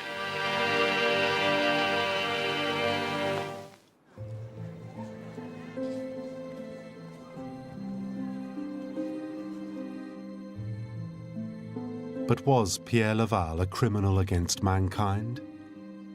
At his trial, Laval had asked to be judged not by his words, but by his deeds. In his defense, Laval was a negotiator and a compromiser whose skill with words was his only weapon in a deadly game with the Nazis. And he'd been dealt a poor hand. His country had been defeated and occupied. Someone had to face the Nazis across the negotiating table. Laval was that person.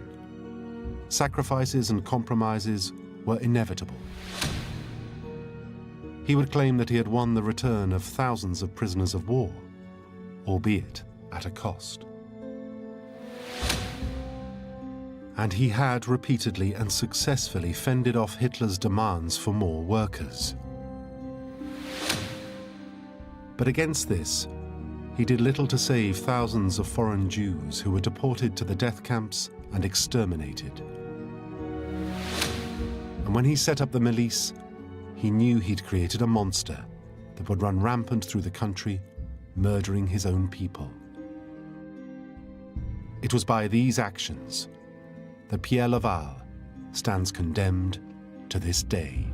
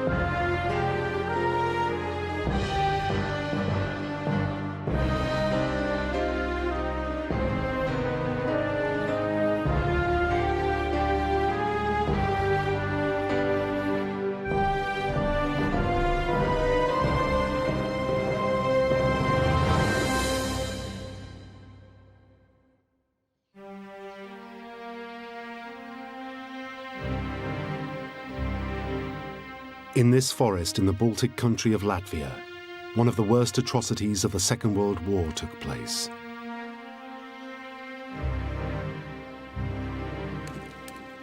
In the winter of 1941, over 24,000 Latvian Jews were marched out of their houses and homes, stripped of their belongings and then their clothes, lined up in their dozens atop vast trenches, and shot twice in the head. Any that did not fall into the ditches were pushed down by so-called kickers. Tas šausmas bija tik briesmīgas, ka viss tas šķita nereāli. Tas jau nemaz nevar būt. Tas ir tikai tā kā tāda filma, kā tāds sapnis. Though they didn't actually pull the triggers, it was Latvians who did the rounding up, the stripping, the marching of the Jews to their deaths, and the kicking of them into their graves. Led by this man, Viktor's Arajs, the Arajs Kommando were responsible for many more atrocities during the war. We can directly attribute approximately 26,000 deaths directly to the Arajs Kommando. But what drove Viktor's Arajs and his men to kill their own people? Were they coerced, deluded by the Nazis? Or were they just plain evil? This is the uncomfortable truth about Latvia's most brutal and vicious Nazi collaborators. The Arajs Kommando.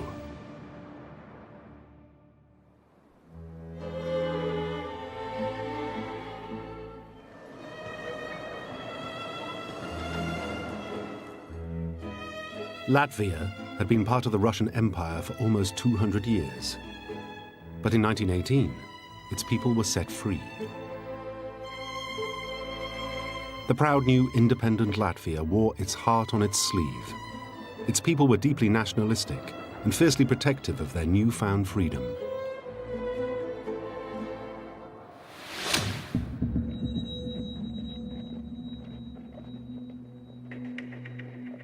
In 1934, former Prime Minister Kārlis Ulmanis, inspired by Mussolini, portrayed himself as the great protector of Latvia's independence. In May, he garnered the support of the Latvian army and marched on the capital, Riga. In a bloodless coup, Ulmanis took control of the country and declared himself president.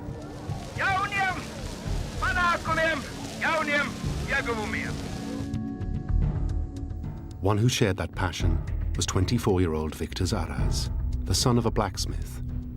He'd left university and joined the Latvian police in support of the new regime.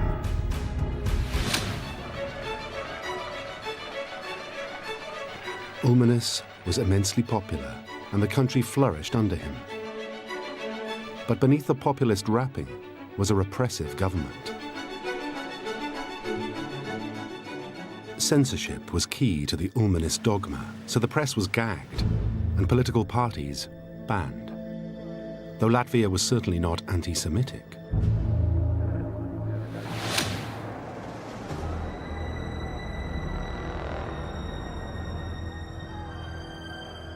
By the 1930s, Jews and other minorities had been stripped of their human rights, persecuted and imprisoned in Nazi Germany.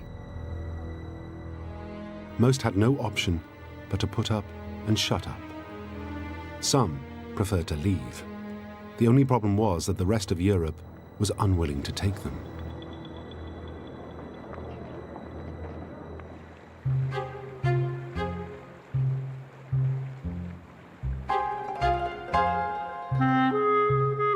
Latvia was the exception.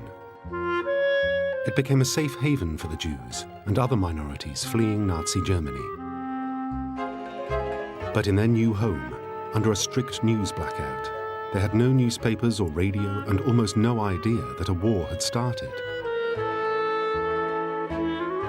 The Jewish population had reached about 90,000, when in 1940, Latvia's world fell apart.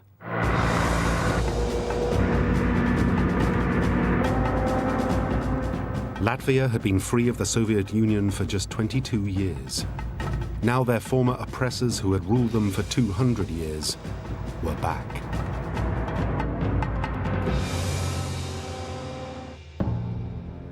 Stalin had cut a deal with Hitler to carve up Eastern Europe. Hitler got most of Poland. Stalin got the Baltic states, including Latvia. For people like Viktor's Arajs, it was a catastrophe. The occupiers swiftly imposed a regime of terror. Over 35,000 Latvians were deported to work in Soviet labor camps known as gulags. They were the lucky ones. Thousands more were murdered and buried in mass graves.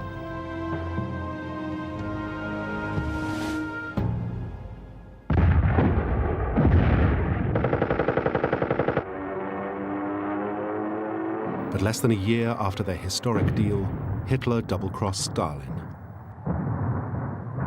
Germany declared war on the Soviet Union, and on the 22nd of June 1941, invaded. The Baltic states, including Latvia, stood between Hitler's armies and Moscow.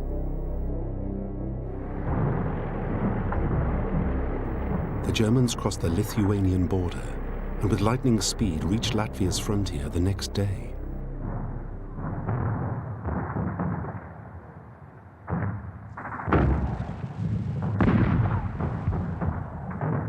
They reached Riga, the capital, by the end of the same week.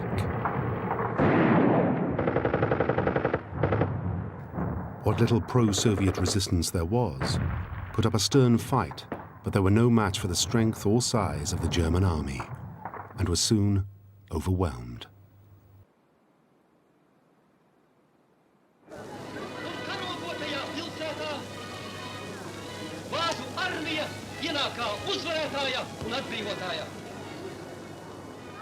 As the German army entered Riga on the 1st of July, they were greeted by delirious crowds, free at last from the brutality of the Soviet regime. Rather than being detested as invaders, the Germans were welcomed as liberators. Even Jews waved their red and white Latvian flags, among them the Latvian Jewish Vestamanis family. They would soon discover the Nazis' real intentions. Nu, tie, kas bija gaidījušas vāciešus, protams, viņus apsveic ar puķiem un tā tālāk. Rīgas radiofona stacija, kas bija klusējusi cīņu dienās ap Rīgu, pēkšņi atdzīvojās, atskanēja Latvijas valsts himna, un diktors latviski uzrunāja radioklausītājus. Sagaidiet mūsu vācu armijas atbrīvotājus, tie atbrīvots mūs no komunistu bolševiku jūga un beidza ar uzsaukumu sitiet žīdus un komunistus. Tā jau mums ļāva nojaust, ka mēs esam lemti lielai traģēdijai.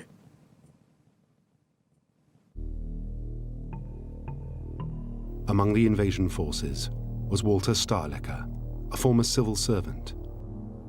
He reported directly to Heinrich Himmler, head of the SS.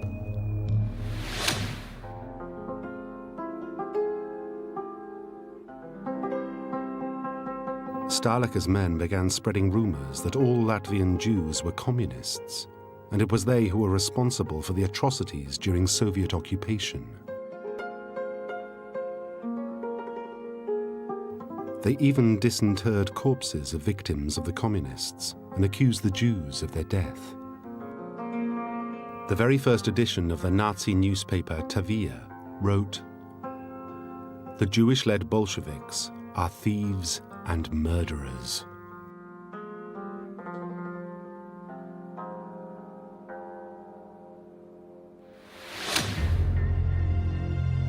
Those words were seen by the 31-year-old Latvian police officer, Viktor's Arajs. Arajs had been at school with Walter Stahlecker's official translator and saw an opportunity to further his career. I think Arajs was personally a very ambitious man. He sought to align himself with existing power structures. We saw this in wanting to be a police officer in Riga in a special unit, joining prestigious student fraternity, and in the early days of July, most faithfully aligning himself with the Nazis. Stahlecker saw Arajs as a willing collaborator and asked him to form an auxiliary police group to help his men round up Jews. Within days, an advert appeared in the newspaper Tavia,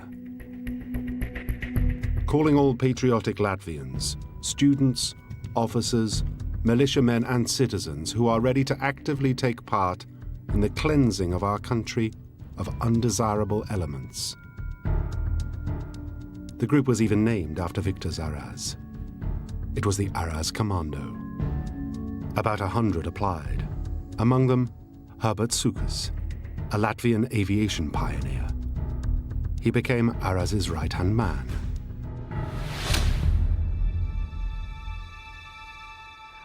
At the very start of the occupation, Riga and its people were calm. Nebija nekādu spontānu akciju, kādu tur, kad kādiem ebrejiem vai kādiem kreisiem strādniekiem kāds tur uzbrukt, viss bija samērā mierīgi. Bet tur nebija būtībā tikpat kā nekādu pretebreju pasākumu paredzēt. Vienīgais, kas bija, ka ebrejiem bija aizliegt stāvēt rindās pie veikaliem.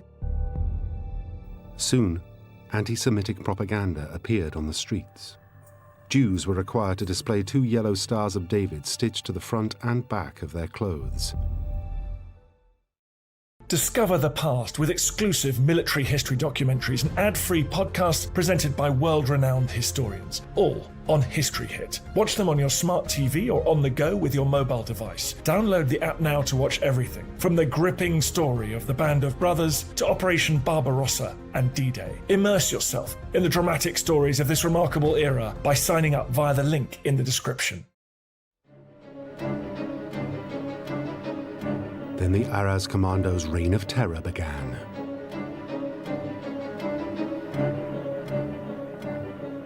All telephone lines were cut, and the Arajs Kommando went on the rampage in downtown Riga. Bet naktī parādījās apbruņoti cilvēki, tie saucamie latviešu pašaizsardzība, apbruņoti ar sakambēl sarkanām lentēm, kuri lauzās ebreju dzīvokļus, itin kā policija, nekādas jau ieroči jau nemeklēja, sāka laupīt un piekaut. No mūsu ģimenes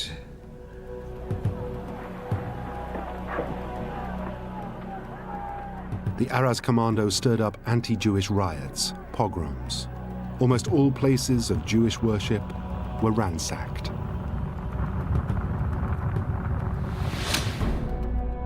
On the 4th of July, the Arajs Kommando slammed shut the doors of the Great Choral Synagogue on Gogol Street and set the building alight.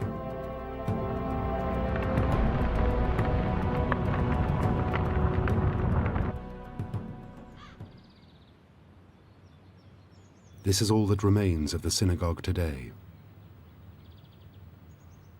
Some reported the Jews were herded into the building beforehand, others that the synagogue was full of Lithuanian refugees.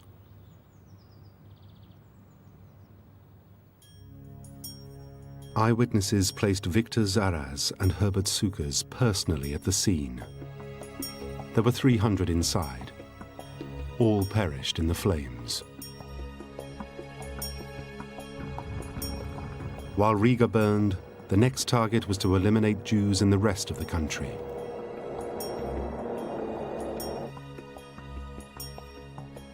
Liepāja, Latvia's second largest port, was a cosmopolitan city with a vibrant Jewish community.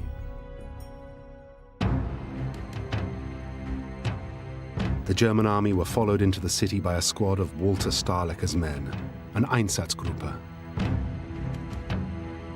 There were 4 such squads spread over Eastern Europe. Their task, to eradicate all enemies of Germany. Einsatzgruppe A was assigned to the Baltic states.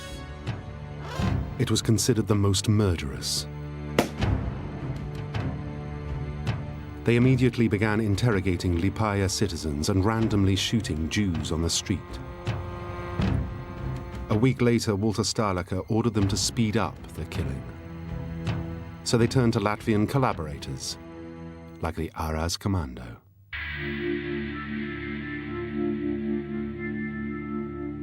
On the 8th of July, those collaborators rounded up as many Jews as they could find, loaded them onto trucks, and drove them to this beach, where the Nazi hit squad was waiting.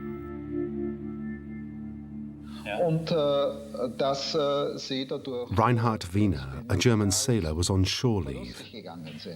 He was a witness to what happened next. Dort waren ringsherum deutsche Soldaten. Zunächst, ich stellte mich dann hin in der zweiten Reihe von den Soldaten auf, in einem Abstand von etwa 50 Metern vom Graben entfernt und wartete nun, was geschieht. Wiener had with him a cine camera and began to film what he saw. Es dauerte gar nicht lange, kam ein Lastwagen angefahren, ein Pritschenwagen mit Menschen drauf. The Jews were driven to the beach and guarded by Latvians. Und an allen 4 Ecken dieser Pritsche standen Zivilisten mit gelben Armbinden und einem mit Gewehr. Sondern haben da irgendetwas gerufen, was ich nicht verstand. Und daraufhin sprangen nachher die Menschen auf und ich sah, dass sie gelbe Lappen, gelbe Flicken vorn und hinten und auf dem Rücken, auf der Brust und auf dem Rücken hatten.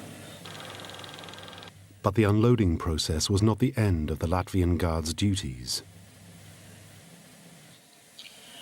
Und die wurden nachher von den anderen aufgefangen und dann mussten sie erstmal in Reihe antreten und wurden dann nachher auf den Graben zugejagt, getrieben.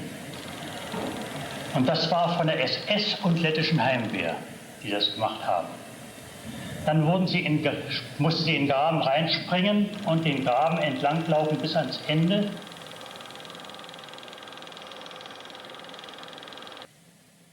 Wiener then moved his camera closer to the trench.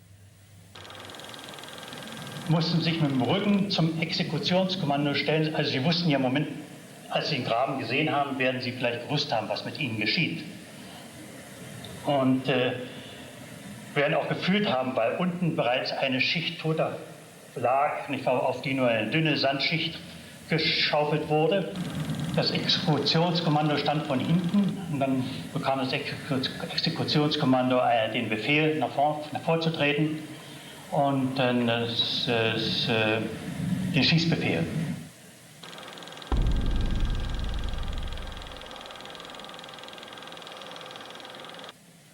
Sie wurden also von hinten erschossen. Ich hatte so den Eindruck, dass sie nur erschossen wurden, weil sie Juden waren.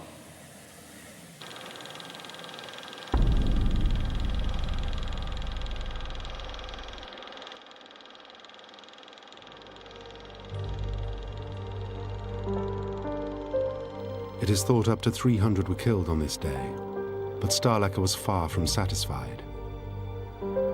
Over the next few days, 900 more were shot. It was the first sign that Latvians like the Arajs Kommando were willing not just to collaborate with the Nazis, but also to participate in the mass extermination of the Jews.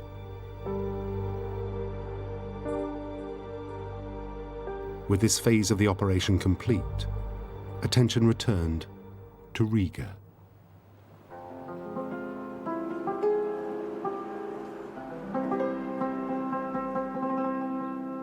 While it looks like any quiet, clean suburb of Riga, these streets once formed the boundary of what was the Riga ghetto of 1941. Just as in Poland and other Nazi-occupied countries, Latvian Jews were relocated into a ghetto.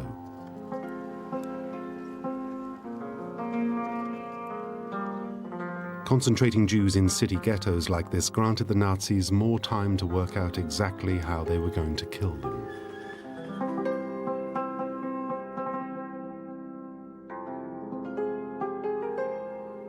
The Moscow Quarter, on the banks of the river Daugava, was an area of 16 blocks and was chosen for its poor housing and sanitation. On the 23rd of October, the Jews of Riga were ordered to leave their homes and report for transfer to the ghetto. Visu to iedzīvi, kas tika atļauta, jau stāvēja un skatījās, ko drīkst ņemt līdzi un ko nedrīkst ņemt līdzi, nu ļoti maz. Tikai pašu nepieciešamāko, to tad uz stumjamiem ratiņiem tad stūma uz to geto rajonu. The empty homes left behind by the Jews were ransacked, first by the Nazis to send goods and furniture back to Germany, and then by the Latvian police as payment for their collaboration. When the ghetto was sealed in mid-October 1941, there were almost 30,000 inside. The perimeter was secured with barbed wire and guarded by Latvian police. Anyone who approached the wire was shot. Riga's Jews were now exactly where the Nazis wanted them. Inside the ghetto, they were hounded constantly by the likes of the Arajs Kommando, who would beat the Jews by day and steal from them by night. Meager rations left the Jews feeling desperately hungry. Tā saspiestība geto jau bija briesmīga. Arī latviešu pārtikas devis jau bija pietiekoši mazas, bet šeit vēl bija puse. Kaut kāda maize tur deva, jā, tur 250 gramu dienā paredzēti. Un gaļas vietā tur kādas siļķu galvas, jau pūstoši kāposti, bet cilvēki, kuriem vēl bija kaut kāda pārtika, kaut kādas konserves paņemtas līdz, baidījās to ēst, vēl jau būs ziema. Visi jau gatavojas, ka tas geto vēl eksistēs kādu laiku. But after just 5 weeks in the ghetto, before dawn on the 30th of November, hundreds of drunken Arajs Kommando kicked down the ghetto gate and stormed inside. They barged into the ghetto 4 a.m. and began hauling people out onto the street and setting them in columns of 1,000 people each. And the Jews were told that they were being relocated for labor. In the initial terrifying storming of the ghetto, 1,000 Jews died. Un dažkārt uz tiem, kas mēģināja apsēsties ceļa malā, turpat šāva, vai vienkārši šāva, vienkārši pūlī. Un cilvēki mēģināja, vecāki cilvēki, bērni mēģināja apsēsties. Tad pirmoreiz parādījās, lūk, šie Arajs Kommando. Jā, parādījās pirmoreiz, cilvēki jau atpazina viņu cukurs. Un tad ap pusdienas laiku, ap 1, tad viņi sāka dzīt prom. Un uz Ludzas ielas palika 10 un 10 līķu, bērni un veci cilvēki.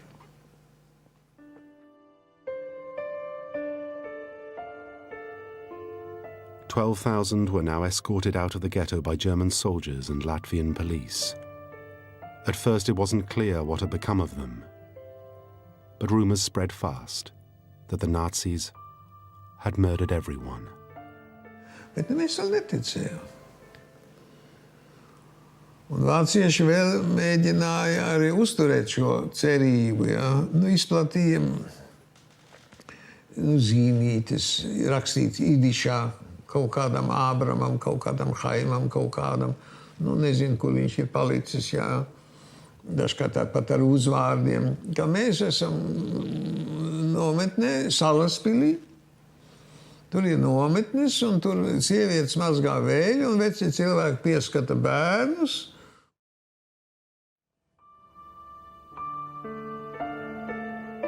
The 12,000 had been marched out of the ghetto, but they had not been taken to concentration camps.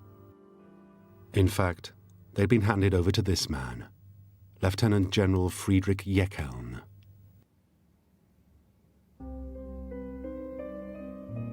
Jeckeln had developed a system for packing bodies in mass graves by lining them up like sardines in a tin before being shot. He called it sardine packing. Jeckeln had perfected his system at a place called Babi Yar, where he'd sardine-packed 33,000 Jews. He'd been summoned to Berlin, where Heinrich Himmler, chief architect of the Holocaust, had commanded him to rid the Baltic states of every Jew. The 12,000 Jews of the Riga ghetto had been sardine-packed.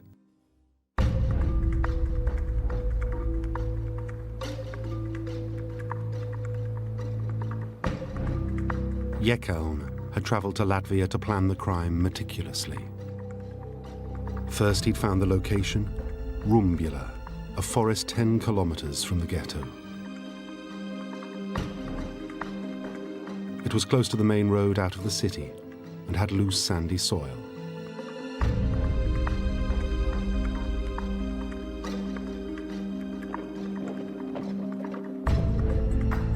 He had 3 pits dug by Russian prisoners of war, and then he'd hand-picked a murderous gang of Germans. There were just 12.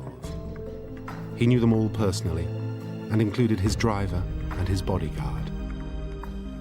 But how could just 12 men murder thousands of Jews? Jeckeln would need help with the logistics. So he chose Victor's Arajs, Herbert Suker's, and the Arajs Kommando. The participation of a large number of Latvian auxiliaries was necessary to carry it off. That can't be denied. The Germans didn't have the manpower to do it by themselves.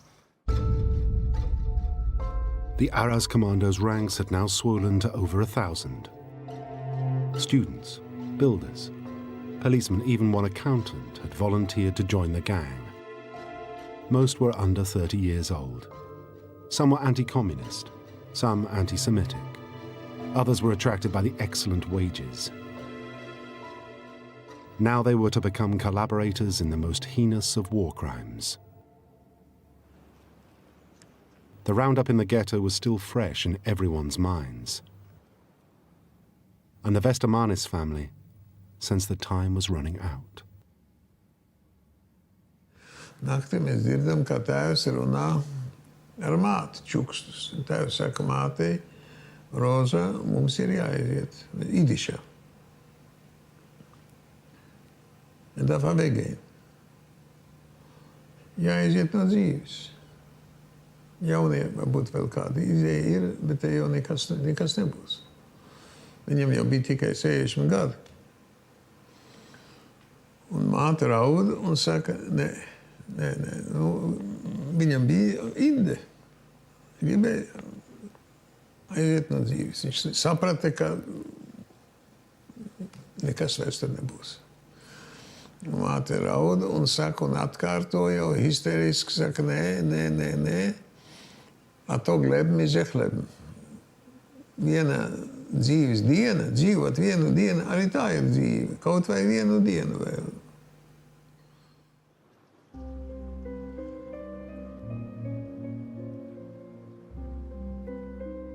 Any thoughts that the friends they'd seen taken from the ghetto were still alive were banished a week later. Because on the 8th of December 1941, the Arajs Kommando came back. Once again, Jews were lined up in columns of 1,000, including, this time, the mother, sister, and older brother of Margas Westermanis. The Arajs Kommando then marched them out of the city. They served in the indispensable role of providing the cordon. In other words, clear the ghetto out, get the Jews set on their march towards Rumbula, make sure they don't escape. That is an absolutely vital, crucial, pivotal role. Without them, it couldn't have been carried off. As the columns reached Rumbula, even more Arajs Kommando, drunk on vodka, forced the Jews to strip and abandon their luggage. They then kicked them and punched them towards the trenches. The 12 German marksmen worked in shifts. Roughly 16 were killed every minute. While Jekeln gave orders from the head of the trenches, the Arajs Kommando organized the huge conveyor belt of victims. 12,000 had been killed on the first day. This time, there were even more. A survivor later testified how a woman begged Victor's Arajs for mercy, only to be told, "Today, Jewish blood must flow." No photographs or film was ever taken of this event. But the Rumbula station master heard everything and later testified that the shooting finally stopped at 7:45 in the evening. Known as Bloody Sunday, it was the second largest single massacre of Jews in World War II. Over the course of 2 days, over 24,000 were killed and sardine-packed, including the mother, sister, and older brother of Margus Vestermanis. It took only 12 of Jekeln's men to shoot them, yet it required 1,500 Arajs Kommando to lead them to the killing grounds and stand guard. Margus Vestermanis and his father were spared because they were deemed fit for work, but it was stark consolation. Un starp tiem Latvijas ebreju vīriešiem tāds briesmīgs izmisums, un kad tai dzīvībai nav nekādas vērtības, kad ir bērni un sievietes un ģimenes ir iznīcināts, un tad sākās tā. Es vienmēr atcerējos ļoti labi latviešu slepkavniekus.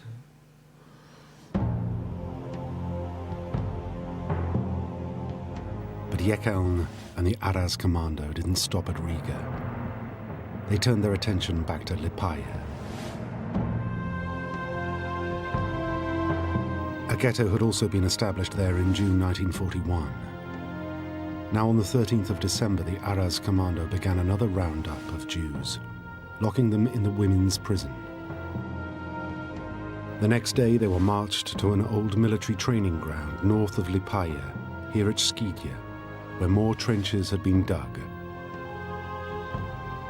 Some German soldiers had traveled especially to witness this festival of killing. This series of photographs were taken by an SS officer. Groups of Jews were manhandled towards the trenches, where they were ordered to strip by the Arajs Kommando and Latvian police. Once naked, they were forced to the edge of the pits, where they were shot, this time by one of 3 units, one of Germans, one of Arajs Kommando, and one of Latvian police. Any that did not fall into the trench were pushed down by so-called kickers. Each trench was then covered.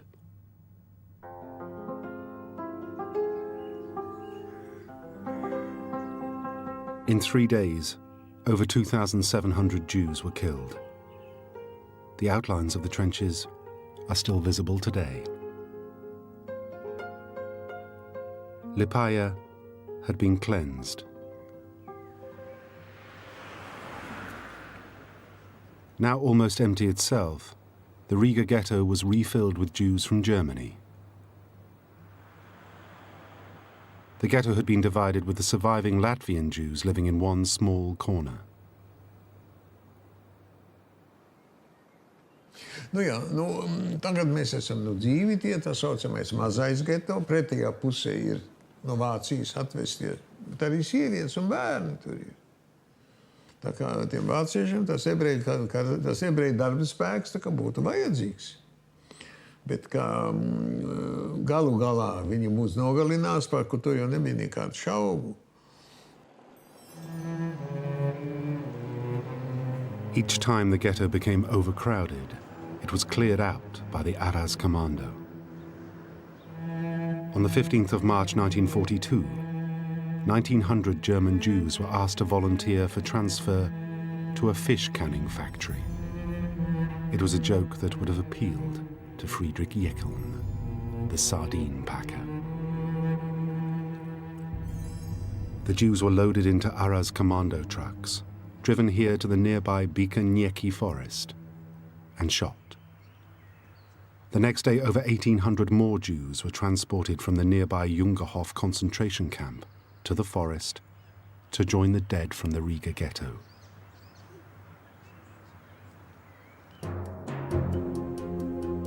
With the help of the Arajs Kommando, the Nazis were hitting their targets in Latvia, and Walter Stahlecker kept meticulous records. He drew up this map and sent it to Berlin to satisfy them he was following orders. It was called the Coffin Map. The number of dead in Latvia now stood at 35,238. The total number killed so far by the Nazis in the Baltic states as a whole was almost 200,000. But across Europe, the Nazis were dissatisfied with the rate of killing. This document revealed the numbers of Jews in Europe still to be exterminated. So the Nazis changed their murderous strategy.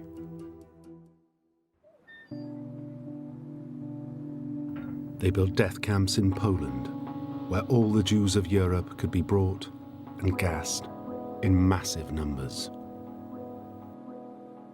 There was no longer a need for ghettos. Their occupants were loaded onto trains and taken to the death camps.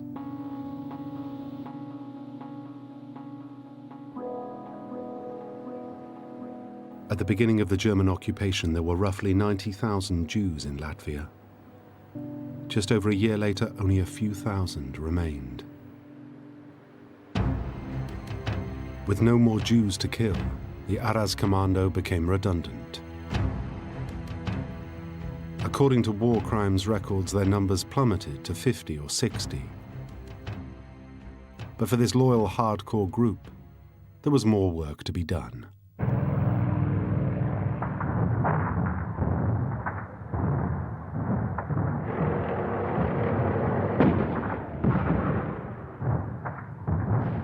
On the Eastern Front, the German army was driving deep inside the Soviet Union.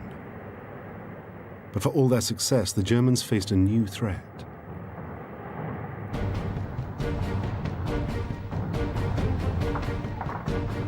It came from attacks from partisans, militiamen who sabotaged supply lines and ambushed German soldiers.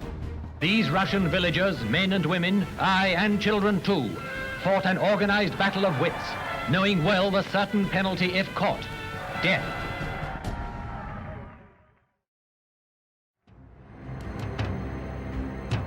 The Nazis now sought help from a gang of men who were experienced at rooting out enemies of the state and executing them, the Arajs Kommando. The mission of the Arajs Kommando changed to one of conducting anti-partisan operations. You could almost regard this as a euphemism for conducting reprisal actions. The Arajs Kommando were posted to Belarus with a very clear mission. Anywhere a German supply convoy or train had been blown up or derailed, or German troops, coming up to reinforce the front had been shot at, the Arajs Kommando would go in and kill everyone in the nearest village and burn it down. But the Nazis didn't just need thugs. They also needed soldiers, men to reinforce the Eastern Front. So they formed the Latvian Legion.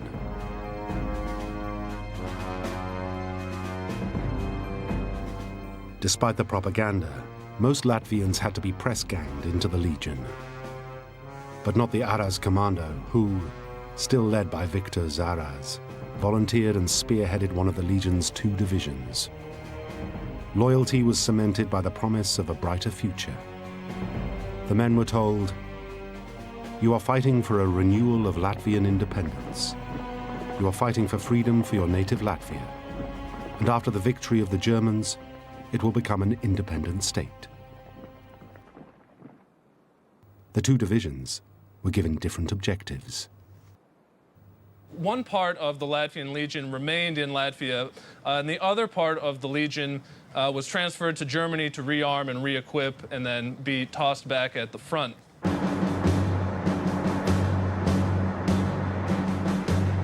As a reward for their service, the Arajs Kommando was spared the horrors of the Eastern Front and remained in Latvia. But the tide of the war was turning against Germany.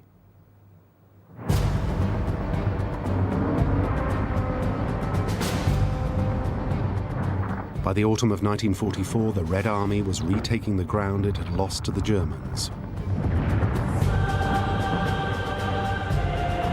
Now in retreat, the noose was tightening around the Nazis' necks.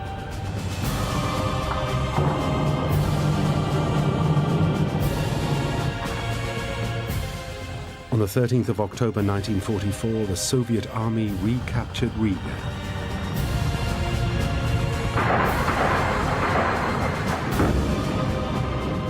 In the north of Latvia, the Latvian Legion with the Arajs Kommando fought the Soviets for over 6 months, but to no avail. Because further south, the Red Army made rapid progress into Germany and reached Berlin on the 20th of April 1945. The Third Reich's days were over.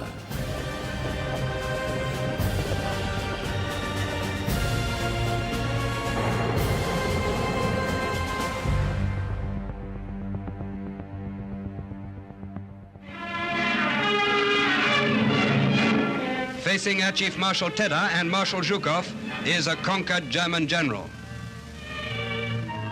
Only when Field Marshal Wilhelm Keitel signed the German surrender in Berlin on the 9th of May 1945 did the Latvian Legion lay down its arms.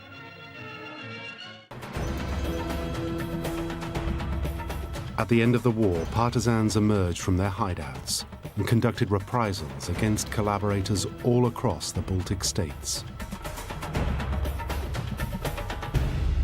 They would have been targets too, but Herbert Sukers and Victor's Arajs were nowhere to be found.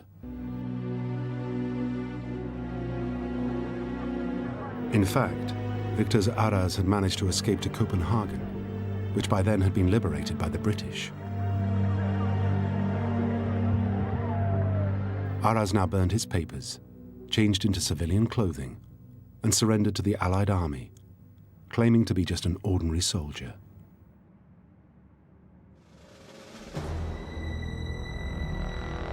But while in a prisoner of war camp, he was recognized by other Latvians and sent to a camp in Germany for former SS members.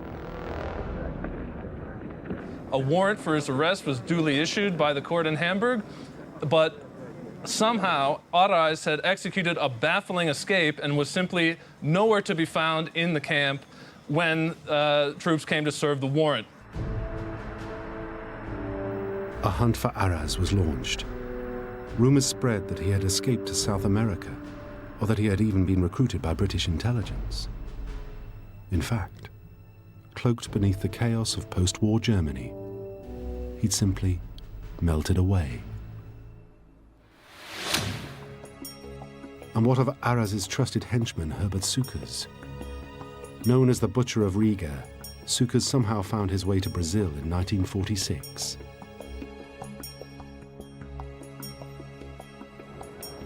He settled in Sao Paulo and started a business running tourist flights and boat trips. There he remained, undiscovered, for almost 20 years. His flying business was doing well, and in 1965, Sukers took a telephone call from a new customer, an Austrian businessman who requested a short sightseeing flight. Sukers had no idea that Anton Kunzler, his customer, was not who he said he was, but an agent in the Israeli Secret Service, Mossad. Kunzler arranged a meeting with Sukers at the marina where his boat was moored. Tsukos, who was very suspicious all the time, told him, I can take you for a flight around the Sao Paulo and see what's going on. And he said, okay, and they went for a short flight. And after this, Tsukos was enough impressed by Anton Künzler's hints that he's a businessman and he's looking for investors and he's looking for partners, etc. He invited him to have a drink on his small boat. And from this moment on, Tsukos started eating the bait that Künzler gave him. After gaining Sucre's trust, Künzler lured his prey to the city of Montevideo in Uruguay.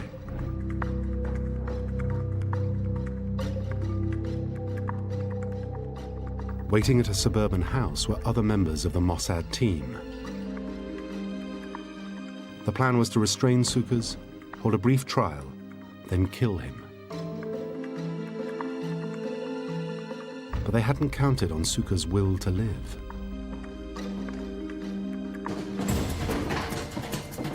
They were equipped with a gun with a silencer, a handgun with a silencer, which at the beginning didn't work. So the struggle was really physical struggle, you know. And as far as I understand, there was also a very heavy 5-kilo hammer involved in it. He said something in German, "Lass mich sprechen," let me talk. But then the gun with the silencer came back to action, and they shot him twice in the head.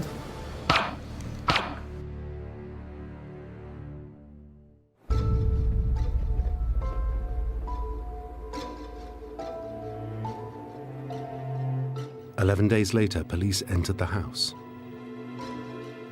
Inside, the body had been left in a trunk. On top was a folder. It contained a note that said Sucres had been condemned to death by those who will never forget.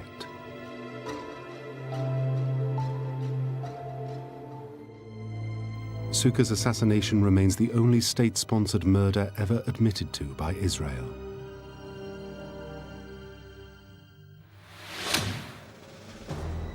Ten years later, the hunt for Victor's Arajs sprang back to life. In 1975, German police were told that Arajs had been found and assassinated by a Soviet hit squad. The case was reopened because this seemed like definitely something that needed to be looked into. First off, it involved a murder. Second of all, it had international espionage implications. In fact, Arajs was found alive and well and living in the German city of Frankfurt. Prosecutors easily located Arajs very shortly thereafter, living under the laughably transparent alias of his own first name and his wife's maiden name, in what they called in the police documents a tumble-down attic apartment in Frankfurt, where he had been working as an apprentice printer, menial job in Frankfurt for 20 years. After a 4.5-year trial in which Arajs initially would not speak and persistently claimed ill health, he was convicted of participating in the murder of at least 13,000 Jews. He was sentenced to life imprisonment, but served just 9 years in Germany's Kassel prison before collapsing and dying from heart failure, age 78. The case of Latvia's worst Nazi collaborator was closed.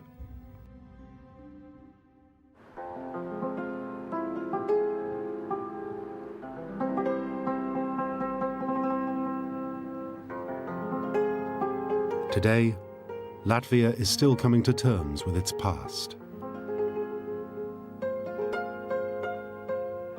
In 1935, the Jewish population of Latvia had been just over 90,000. By the end of 1941, 75% had been exterminated. But before German occupation, the Latvian people had not been known to be anti-Semitic. To change the Latvians' view of Jews in their country, it took an extremely effective, coordinated, and concerted barrage of Nazi propaganda.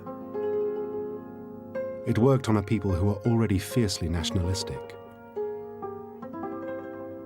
They were deceived into believing that the Jews had collaborated with their worst enemy, the Soviets, and had participated in mass murder.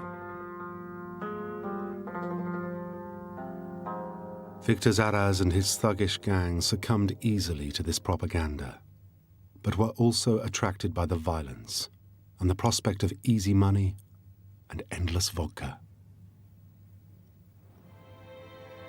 As a token of reconciliation, memorials to the Holocaust have been built at Liepāja, Rumbula, Bikanieki, and the Riga ghetto. Plaši, ne tikai šaurākā ģimene, visi radinieki, visi paziņas, visa tā ebreju pasaule ir briesmīgā veidā gājusi bojā. Jā, tā ir trauma, ko es nesu praktiski visi ebreji nes caur visu dzīvi. But these memorials are hidden away and not well publicized. They've also been desecrated. More disturbingly, groups like the Fatherland and Freedom Party still gather on Latvia Day each year to pay homage to those who fought alongside the Nazis, including the Arajs Kommando. The Holocaust in Latvia is still often denied, and until recently was not even taught in schools. Latvia has come a long way since the dark days of World War II, but it still has far to go to fully accept its role in the Holocaust.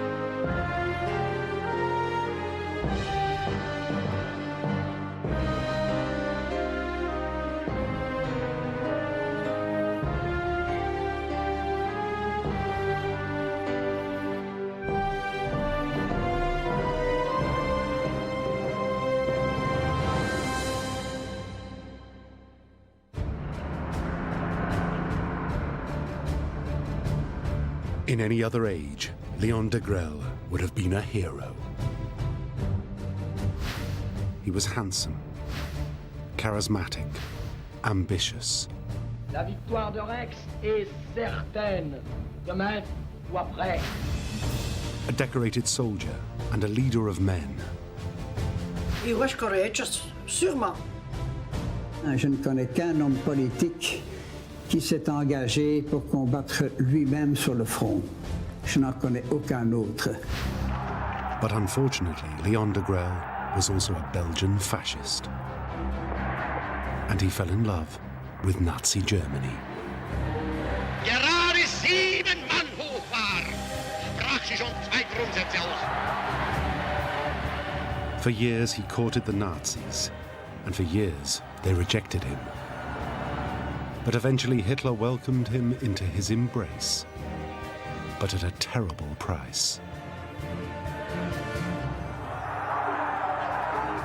For to be accepted by the Nazis, de Grelle would have to betray everything he stood for.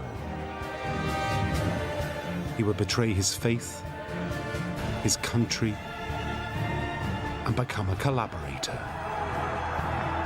He was prepared to sacrifice those who followed him and see Belgium eradicated entirely.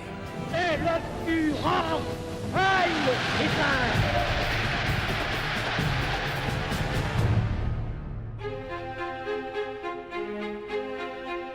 Leon de Grelle was born in 1906 here in Bouillon, a small town in the heart of Belgium's Ardennes. His father ran a successful brewery business, and in the 1920s he underwent a strict Jesuit education. He later won a place to the Catholic University at Louvain, near Brussels, to study law.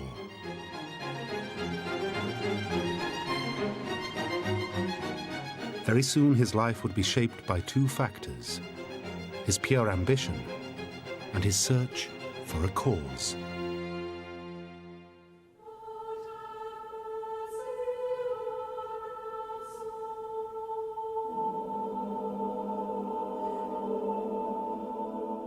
At first, it was the Catholic faith that attracted him. The young religious activist wanted to write about the church. So he became a journalist for Les Cahiers de la Jeunesse Catholique, and in 1930 became manager of Christus Rex, a religious publishing house. De Grelle seemed to have found his calling. He abandoned his law degree and set about building Christus Rex into a movement to agitate for religious and social reform. And there was plenty to agitate about.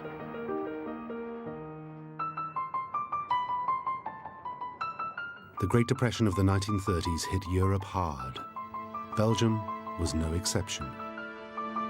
Poverty, discontent, and social unrest spread across the continent. Far-left movements like communism were on the rise. A succession of short-lived coalitions failed to provide Belgium with stability and strong leadership. De Grelle thought the source of all these problems was a lack of religious faith and a decline in morals. There was a bigger problem too. Belgium's national identity was in crisis, and the country risked being torn apart.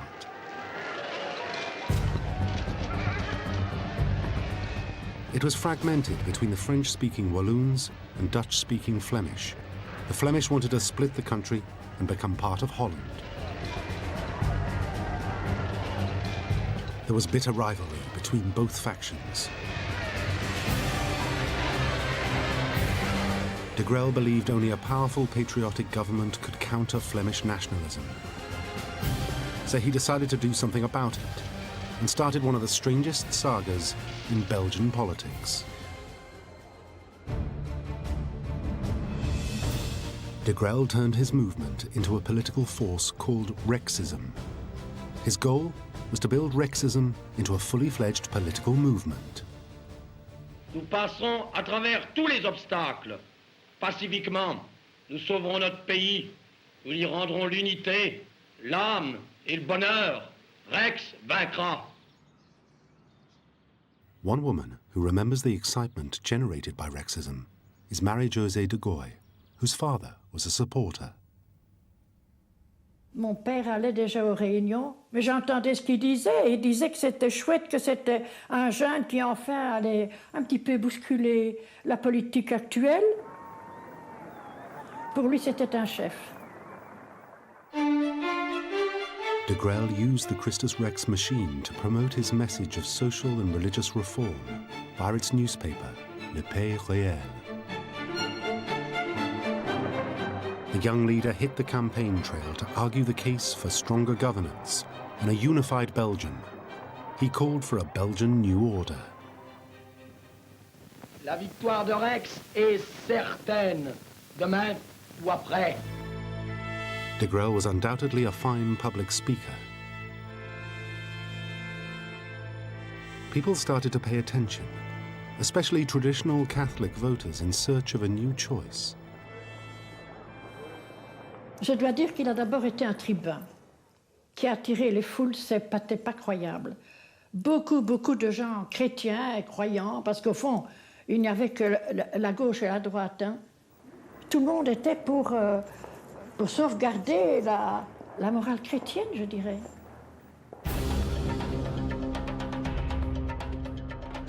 In the run-up to the general elections of 1936, his Rexists took part in demonstrations. And de Grelle's own profile as a provocateur soared. Police and communist interrupters come to grips with the Rexists and general rioting breaks out. De Grelle is arrested. Monsieur de Grelle, indicated by arrow, claims that the Rex party numbers 500,000 and will be in power in a few months. He and 800 followers are bundled up to the police station. De Grelle has since said he will continue his bid for power.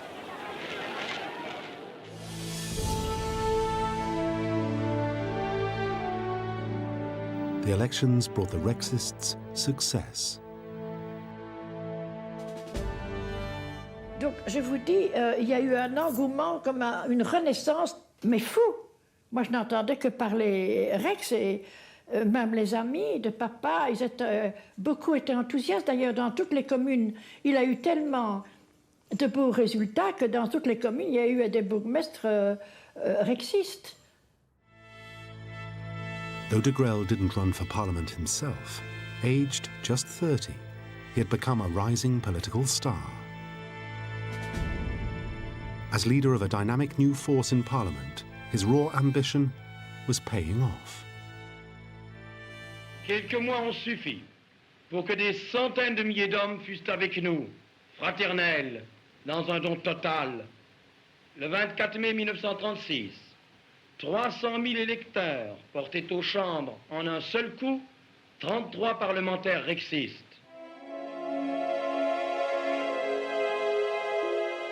But de Grelle's Rex party was viewed by some to be an extremist movement, and increasingly his activists took on the air of Catholic fascists. To promote his particular brand of politics, de Grelle needed his own political platform.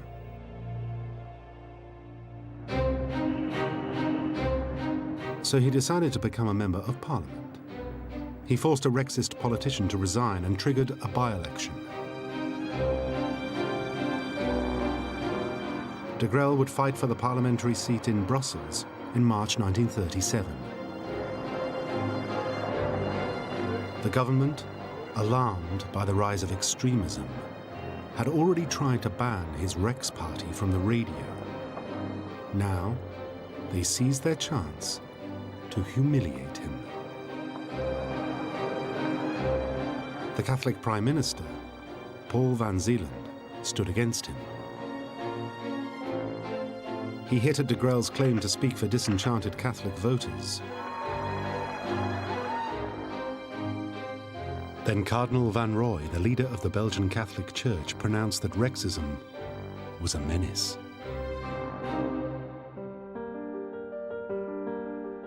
It was a disaster for de Grelle. He was defeated. Labelled an extremist by voters and parties alike and disowned by the Catholic Church, de Grelle was in the political wilderness, his career over.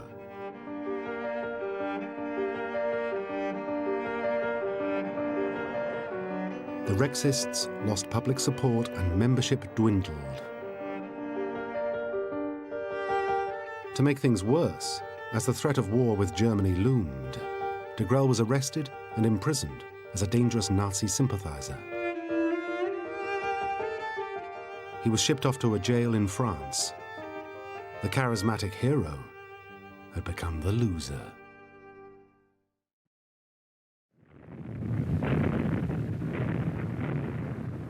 Then came the war.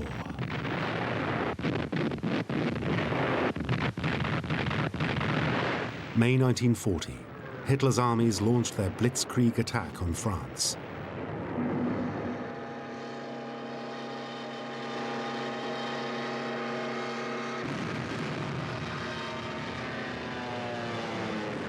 On the way, panzers sliced through Holland and Belgium.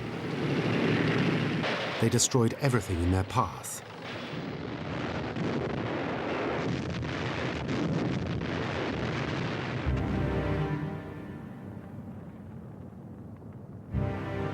The small Belgian army and her allies were powerless. Belgium was defeated in just 18 days.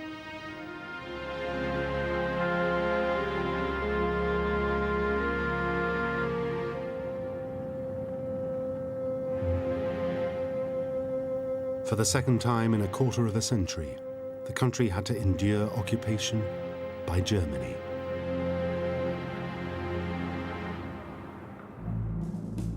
Belgium's King Leopold III signed the document of surrender.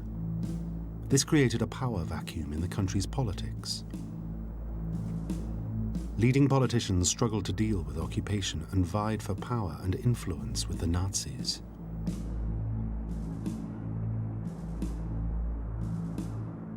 This should have been de Grelle's moment to step in and claim a stake in the new political landscape.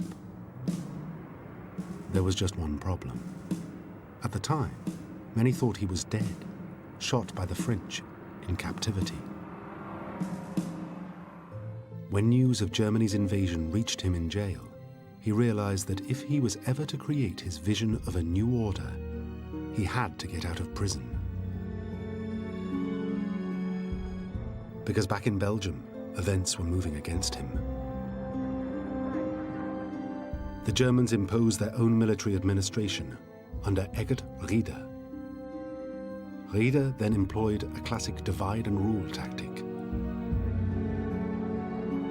He decided to play the Dutch-speaking Flemish off against the French-speaking Walloons by recruiting key administrators from a Flemish nationalist party, the fascist VNV. The VNV were rivals to de Grelle's Rexists, and his party was out in the cold.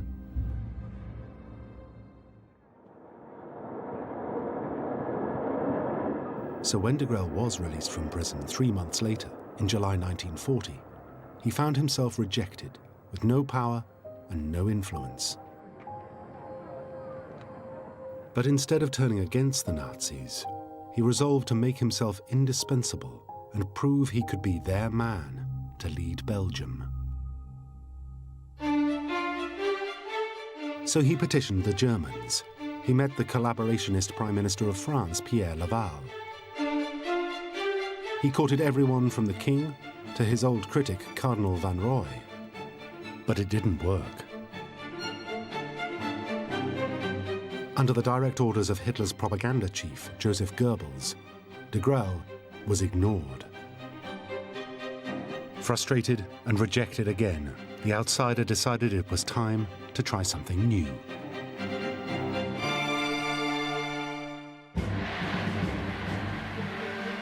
As the sincerest form of flattery is imitation, that was what he did. De Grelle remodeled Rexism along purely fascist lines, the mirror image of the Nazis. The Nazis had a swastika. He commissioned a new heraldic flag. Hitler had his own uniformed thugs, the brown-shirted SA. So de Grelle created Les Formations de Combat, his very own political enforcers. The Nazis rewrote German history and created their own cult-like ideology, where everyone swore allegiance to a great leader.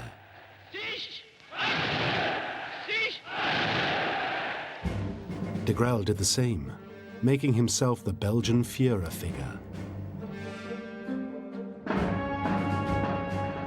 And whereas the Nazis had the Hitler Youth, de Grelle created his own youth movements to encourage youngsters to join the party. Many children of Rexists found themselves enrolled. Moi, j'avais 15 ans, et c'est alors que mon papa a dit, comme nous étions 3 filles, je vais vous mettre à la jeunesse parce que nous n'irons plus à la mer, peut-être pour plusieurs années. Et vous mettre dans un mouvement de jeunesse, ça vous fera du bien. Vous allez rencontrer des jeunes, et comme ça, c'est bien, c'est une jolie distraction pour l'été. Je ne m'occupais pas de politique à ce moment-là, je le dis franchement. J'étais bien trop petite, j'étais bien trop jeune. J'allais à l'école avec mes petites soquettes blanches. To ingratiate himself with the Nazis even more, de Grelle didn't just adopt their external trappings. He adopted their rhetoric too. Jews, liberals, Freemasons, and especially communists all became targets. And in 1941, he went a step further. He categorically supported Nazi rule in writing, signing off an article with the words, "Heil Hitler." De Grelle's desire for power had put him on the path of unlimited collaboration. But even now, he still wasn't taken seriously in Berlin. Goebbels described him as a fraud.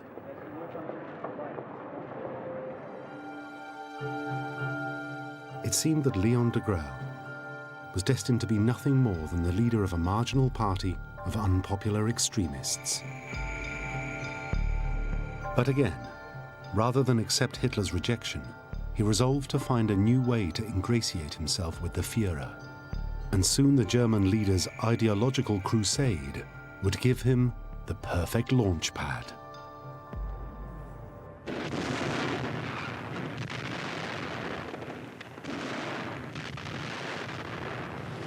June 1941. Hitler's armies launched Operation Barbarossa, the massive invasion of Russia along a 2,000-mile front. Hitler had vowed to crush the communist threat. Now, it was a reality. All over Europe, collaborationist regimes were providing volunteers to join the Führer's crusade. Il n'y a jamais eu un engouement aussi grand dans tous les pays d'Europe pour aller combattre le communisme. Il y a eu des volontaires dans tous les pays d'Europe. Denmark, Norway, and Finland had all supplied soldiers for special SS units, dubbed Freiwilligen, or volunteers.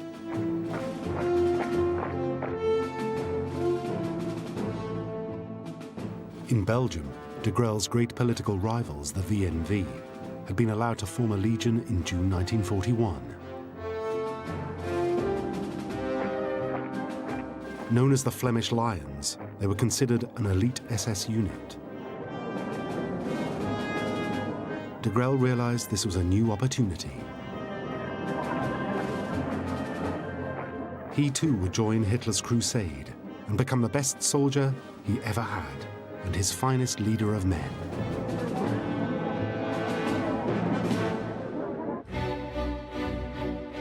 De Grelle's plan was to be so successful in battle that he could return to Belgium at the head of a conquering army. Then at last, he would have political credibility and ultimately power. But there was a snag. De Grelle had no military experience at all. So what he did next was truly astonishing. De Grelle handed the leadership of his party to a deputy, Victor Matisse, and enrolled as an ordinary foot soldier in the Nazi battle against communism.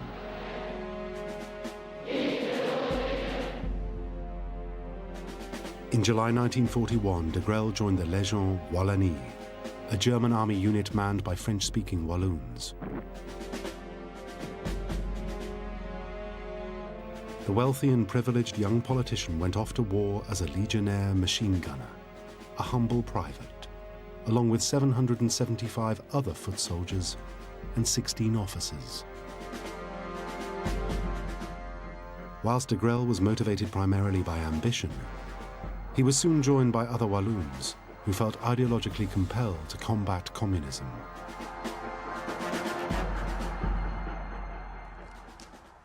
One man who followed de Grelle into the Legion, aged just 19, was Fernand Kaisergruber. His motives for fighting were crystal clear. Idéologique, la lutte anticommuniste. Et je partis contre le bolchevisme. Fernand Kaisergruber never saw joining the Legion as an act of collaboration. Finalement, pour nous, c'était une armée européenne, puisque nous étions même, je crois, 37 pays. Donc, il n'y avait aucune raison de m'en faire ou de se faire du souci à ce sujet-là. Hein. Other recruits included Marie-Josée de Goy's fiancé, Roger, whom she had met in the youth movement. Partir un peu comme les croisés pour défendre le tombeau de Jésus, eux partent pour défendre la Belgique et l'Europe. Je dis, quand vous pensez qu'ils partent avec un idéal, qu'ils offrent leur vie pour défendre leur pays et l'Europe, moi j'avais 17 ans, j'ai trouvé ça formidable.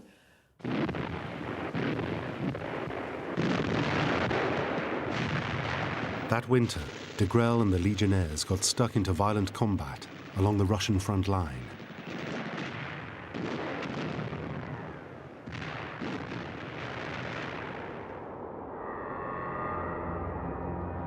By January 1942, the Legion had lost half its men. In February, 200 Walloons were killed in 1 month alone, but de Grelle survived.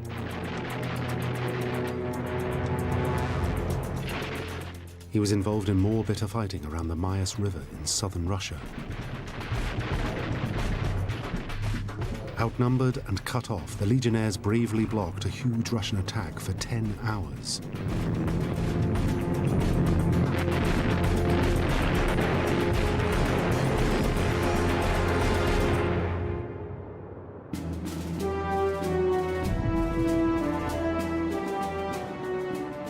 This led to the unit's first battle honours.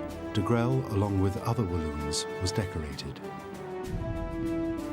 He was awarded the Iron Cross Second Class for bravery and was promoted to Sergeant Major. The Legion had acquired a reputation as determined fighters. And de Grelle himself, the politician with no military training, was winning respect as a hardened warrior. Il n'avait pas peur d'exposer sa vie. C'était pas un militaire de nature, mais il se pliait aux obligations requises d'un militaire. Ça, c'est une chose. Et il n'a pas eu peur depuis une fois d'emmener les hommes au front et de passer devant. Hein. Ça c'est arrivé. Hein. In May 1942, he was made an officer. He also made the Legion his own. He removed any political rivals and ensured it was dominated by Rexists. He became its figurehead and was firmly in charge, even though he was only a lieutenant. De Grelle was proud to lead his men, and his bravery was rewarded again. On May the 21st, he added the Iron Cross First Class to his tally.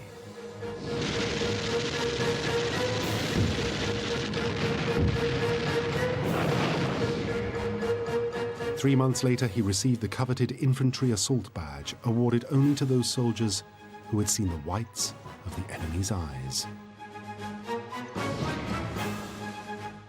He had cemented his position in the Legion and finally started to get noticed in Berlin. And de Grelle now became the Legion's main recruiting force.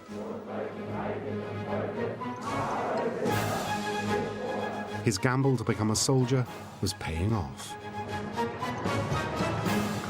And soon events conspired to bring him even closer to the Nazis.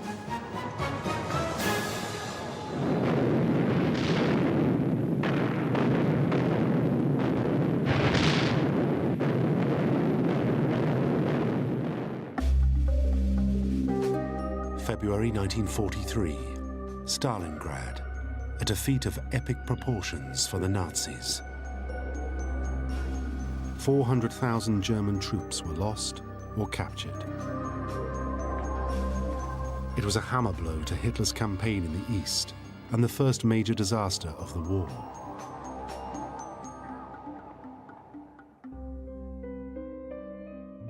But instead of questioning his allegiance to Germany, Léon de Grelle remained upbeat. He saw this news as a chance to get even closer to the Nazis. Now, he could get the attention of the Nazis he so craved. His currency, the lives of the men he could recruit to their cause.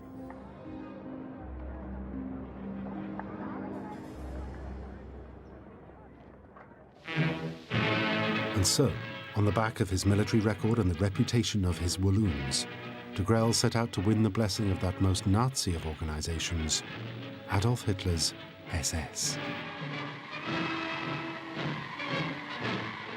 The SS was Hitler's elite personal army, They had their own uniforms, the best military equipment, and they fought unswervingly for the ideology of Nazism. Watching over it all was Heinrich Himmler, leader of the force of 900,000 men. He made sure that the Germanic ethnic purity of the SS was maintained. He also developed the SS racial vision of a world united along purely Aryan lines.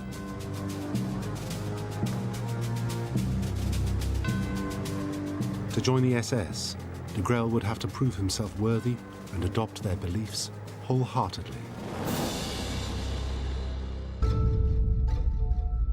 In May 1943, de Grelle was granted an audience with Himmler.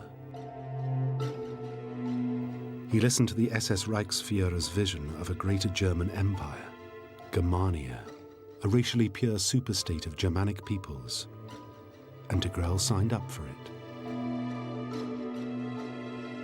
The fact that the Walloons spoke French and weren't Germanic hardly seemed to matter to either man.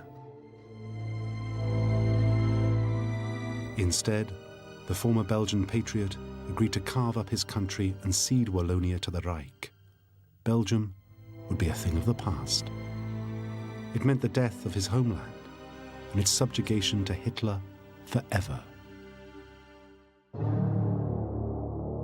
At this point, de Grelle betrayed everything he had previously stood for.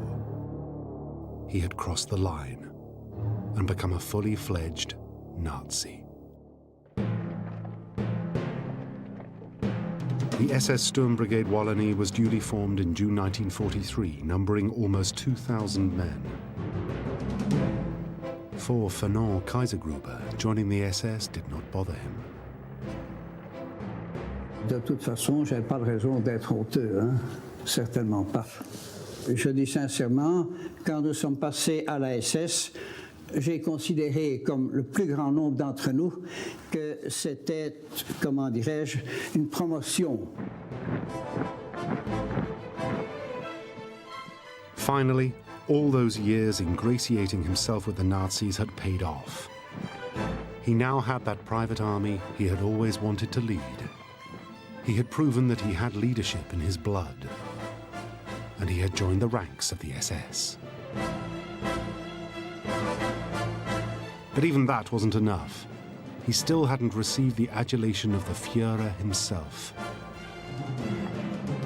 Soon, the perfect opportunity would present itself.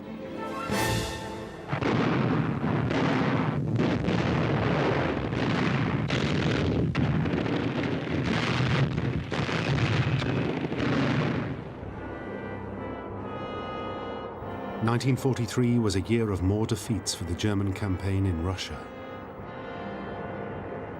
After the massive tank battle of Kursk, the Germans were on the retreat. Leon de Grelle alternated between recruiting trips back to Belgium and frontline action with the Walloons. Il est monté en ligne souvent avec les hommes. Non, ça c'est... Ça, il faut lui laisser et que personne ne vienne me dire le contraire. As the Russians drove the Nazis back, de Grelle, along with his men and 60,000 Germans, became trapped in a salient known as the Kherson Pocket, near Cherkasy. They faced being cut off and annihilated by 300,000 Russians. It promised to be a fight without mercy. Cherkasy, ça c'était dur. Ouais. Ça, il a fallu voir. Dans la forêt d'Eclino, en montant, il y avait à un moment donné 3 ou 4 cadavres pendus aux arbres, et il y avait un aumônier là-dedans. Et on leur avait coupé leur partie génitale et on les mis en bouche. Alors, c'est dire qu'on savait bien qu'il ne fallait pas tomber vivant aux mains des Russes. Hein. De Grelle and the Walloons were ordered to fight a desperate rearguard action to allow the 60,000 Germans to escape.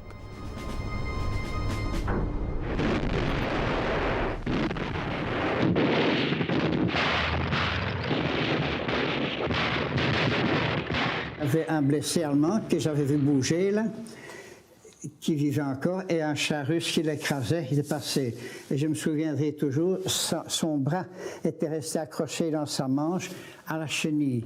Et cette chenille, chaque fois que je mangeais, bang, contre la protection.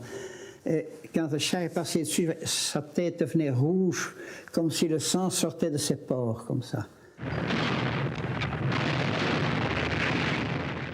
Despite being outnumbered 6-1 and taking massive casualties, the Walloons held back the Russian forces.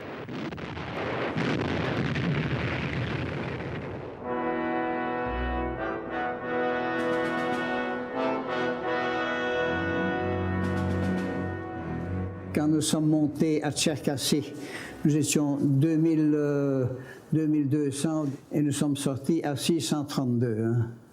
632 qui sont sortis vivants de là. The Walloons had saved the day, and the German units managed to escape. They had become heroes, and none more so than the wounded Leon de Grelle, who had survived the retreat.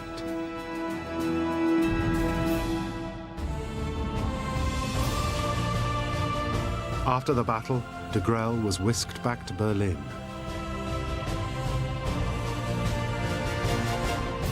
There, the Führer was waiting. As the cameras rolled, he awarded de Grelle the Knight's Cross, one of Germany's highest bravery awards. The former political write-off had become a super soldier. De Grelle was held up as the epitome of the true-blooded collaborator, a resolute believer in the Nazi cause. He had become their poster child. More importantly, he had finally won the love of the Führer. De Grelle declared that Hitler had told him, "You are almost unique in history, a political leader who fights as a true soldier. If I had a son, I would wish him to be like you." Even Joseph Goebbels, who had once called de Grelle a fraud, was quick to praise his men as heroes.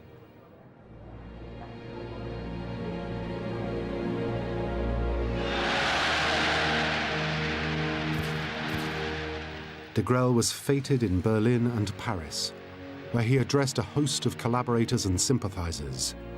He gave graphic accounts of the saving of the Kherson pocket. But his proudest moment was yet to come.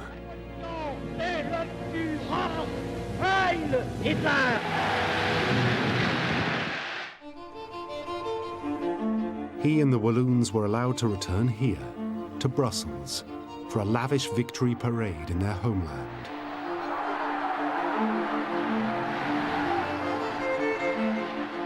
Leon de Grelle at last returned to the scene of his past failures, a hero, as he had always intended, at the head of a victorious army. The crowds showed de Grelle that he had finally secured some of the prestige and power that he had always craved. One eyewitness was Marie-Josée de Goy. Voilà. Moi, j'ai été là, de ce côté-là, au Palais des Parfums. Là. Un monde fou. La bourse était remplie jusqu'à la gare du Nord et la gare du Midi. Les trottoirs débordaient. Un grand spectacle. Ça, c'est un grand moment de gloire pour lui. Hein? De voir tant de monde qui regarde les chars avec des légionnaires dedans. C'était pas les Allemands, hein? C'était tous des légionnaires.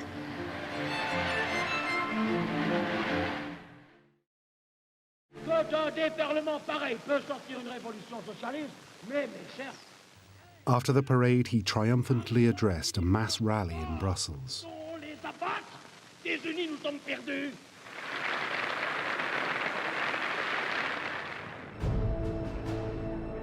But despite this personal success, the war was going badly. And in reality, his popularity at home was a mirage. Then came news of the inevitable. The United Nations have bridged the English Channel. on June the 6th, 1944, a date indelibly written in the annals of history by the armed forces of the free world, the fighting men of Britain, the Empire, and America embarked on the greatest amphibious operation ever undertaken. The D-Day landings were a first step towards the liberation of occupied France and Belgium.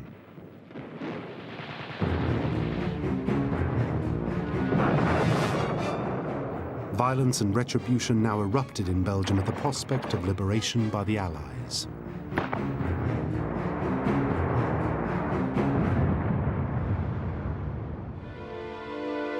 De Grelle's Rexists, along with other collaborators like the Flemish VNV, were now in the crosshairs of the resistance. One after the other, collaborators were killed in targeted assassinations. C'était presque une guerre civile. Une foule déchaînée, il n'y a rien de plus grave. Elle perd toute la notion de justice, de bonté et d'objectivité. The scale of the violence within Belgium escalated ever more. It was now that de Grelle's own family became a target. His brother, a pharmacist in his hometown of Bouillon, was shot by the resistance. The town's archivist, Roger Nicolas, has studied the events that followed. Donc le 8 juillet 1944, c'est dans le bâtiment qui se trouve derrière moi que le pharmacien Édouard de Grelle, frère de Léon, a été abattu par la résistance régionale. Les deux résistants sont entrés dans la pharmacie, ont réclamé un médicament et ont abattu le pharmacien de Grelle. Ensuite, les deux résistants ont emprunté la rue des Augustins, la rue du Bru, avant d'aller se cacher dans les bois proches de Bouillon. The German reaction was immediate. A curfew was imposed, and 46 people were arrested. Then, a Rexist hit squad from Brussels traveled to Bouillon and murdered another pharmacist in revenge. His name was Henri Charles. Donc la plaque qui figure sur cette maison indique c'est le lieu où a été abattu le pharmacien Henri Charles le 9 juillet 1944 vers 11 h du soir. De Grelle returned to Belgium to attend his brother's funeral and called for revenge. Enraged, he called for bloody reprisals. In a telegram to Himmler, he demanded the execution of 100 Belgians. Though the request was ignored, the former politician had shown himself to be as ruthless as any German Nazi. In the end, his hometown endured the brunt of his rage.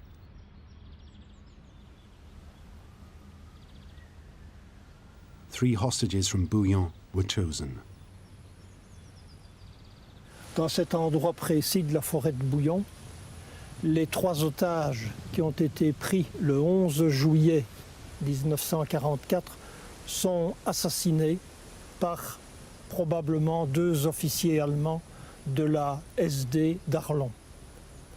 Les pierres que nous pouvons voir ici, les 3 pierres, indiquent l'endroit précis où les 3 corps ont été retrouvés. The choice of those executed was especially resonant. It showed de Grelle's fingerprints were all over the crime. On peut comprendre que c'est sur l'ordre personnel de Léon de Grelle qui était présent à Bouillon le mardi 11 juillet. Et les 3 otages dont on a retrouvé les corps ici étaient des adversaires particuliers de Léon de Grelle, homme politique. There was now nothing left of the patriotic religious campaigner of his youth. As more blood was spilt by all sides, de Grelle prepared to return to the Eastern Front.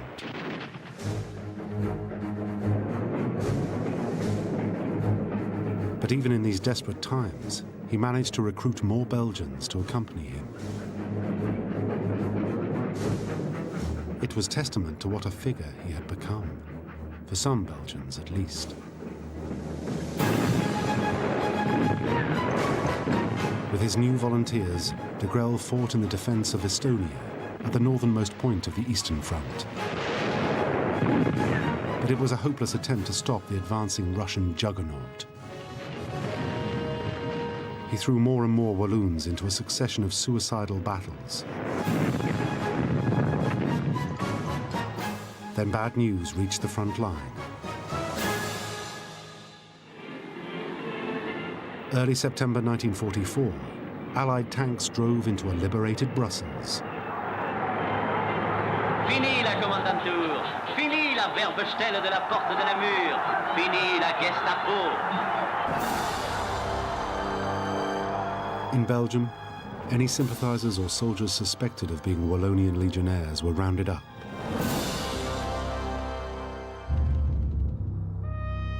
On the Eastern Front, de Grelle was now an Obersturmbannführer, in command of a whole division of volunteers.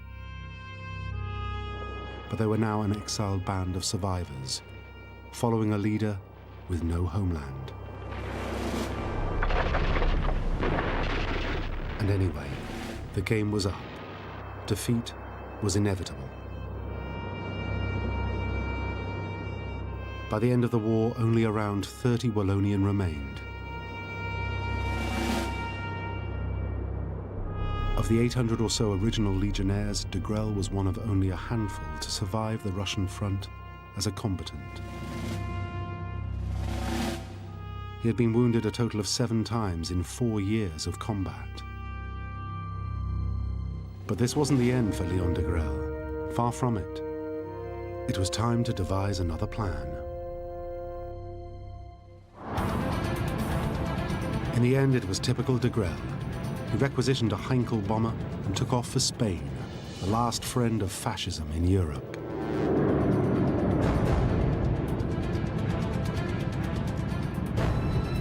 It was a nail-biting flight. The Heinkel had just enough fuel to reach the coast and had to crash land. De Grelle was severely injured, but alive. The great survivor had survived again.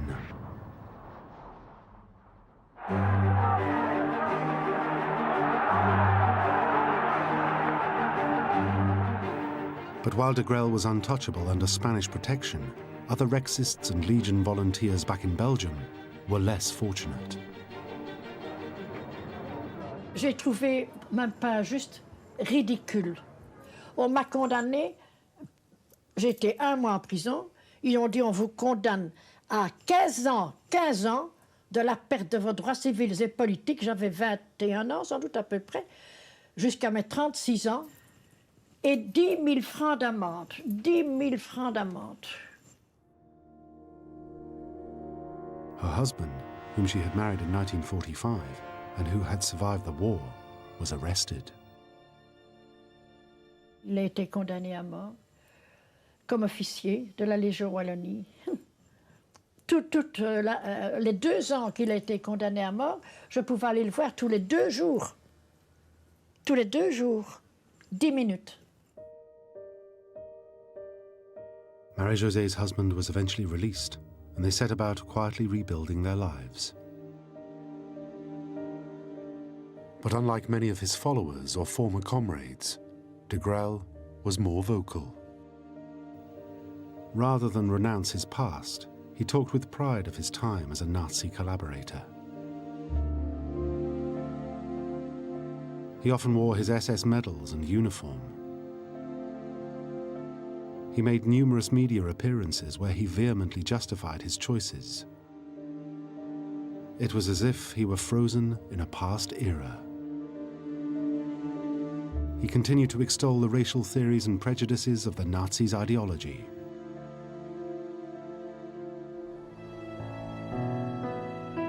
In 1979, Pope John Paul II visited the site of the death camp at Auschwitz, and de Grelle rose to the occasion. He wrote an open letter to the Pope, denying the Holocaust. It dismissed the murder of 6 million Jews as a lie. De Grelle stated, Zyklon B, which the Nazis used in the gas chambers, would have been impractical to use. As a result, he claimed it was logistically impossible to have killed the sheer numbers involved. He ended his letter proclaiming his faith as a fellow Catholic. But the truth was, Leon Degrelle was more alienated than ever from his homeland and his origins as a Catholic campaigner.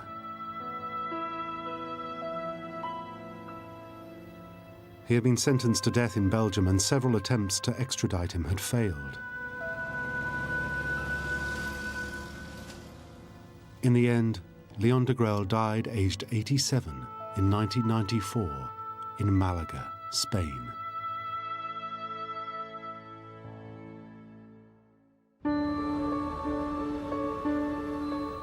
Today, his legacy still divides Belgium. Those who survive him can only reflect on his impact on their lives and on those Walloons who fought and died at his side. Remarquable et admirable. Moi, on va dire que je suis folle parce que je dis admirable, mais pour moi, c'était, oui. Ils offraient leur vie d'avance. Et je vous assure, ça m'émeut toujours. Ça m'émeut toujours. Parce que je vois leur visage, je connais leur nom. Je ne les oublierai jamais, leur nom. Jamais, c'est gravé. Moi, je ne regrette pas de l'avoir vécu. Je regrette simplement la disparition de tous ses copains. Eh bien, on peut penser de Léon Degrelle tout ce qu'on veut, on peut l'aimer ou le haïr. Je ne connais qu'un homme politique qui s'est engagé pour combattre lui-même sur le front. Je n'en connais aucun autre. Degrelle went to his grave claiming that he fought as a brave Belgian nationalist. But the truth was that he fought for Germany to further his own ambition. He betrayed his country, and in the end, the course he chose culminated in murder, something that is still raw in Belgium today, especially in his hometown. Sa conduite en Russie au profit de l'armée allemande, les Bouillonnais n'en disaient rien, mais là où il a véritablement provoqué la haine de la presque totalité de la population, c'est quand il y a eu ces 4 assassinats et les otages. Tout ça pour venger la mort de son frère. The reality is, this former patriot was an adventurer who was prepared to gamble everything for his ambition, even if it meant sacrificing those around him and destroying his homeland forever.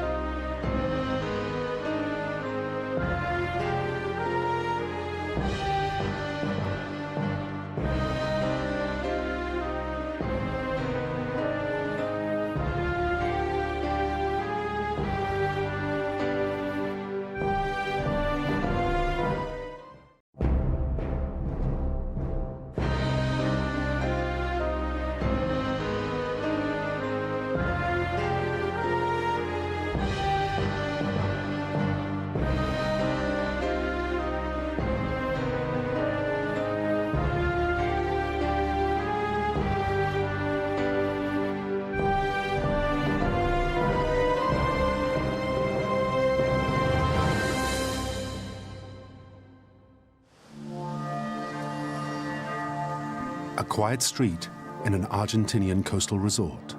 Nothing out of the ordinary.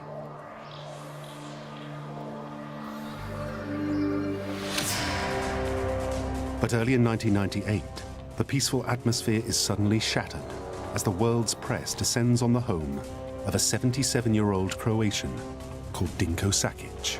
Asesino! Asesino! An Argentinian police car takes Dinko Sakic on the first leg of a journey that will end in a courtroom back in his homeland, 6,000 miles away. The crimes for which Sakic now faces trial were committed more than half a century earlier, during World War II. At the time, Croatia was an ally of the Nazis, and its leader, Ante Pavelić, modeled himself on Adolf Hitler and Benito Mussolini. As the war unfolded, Croatia was sucked into collaboration. And Dinko Sakic ended up as the commandant of one of the most notorious death camps of World War II, Jasenovac.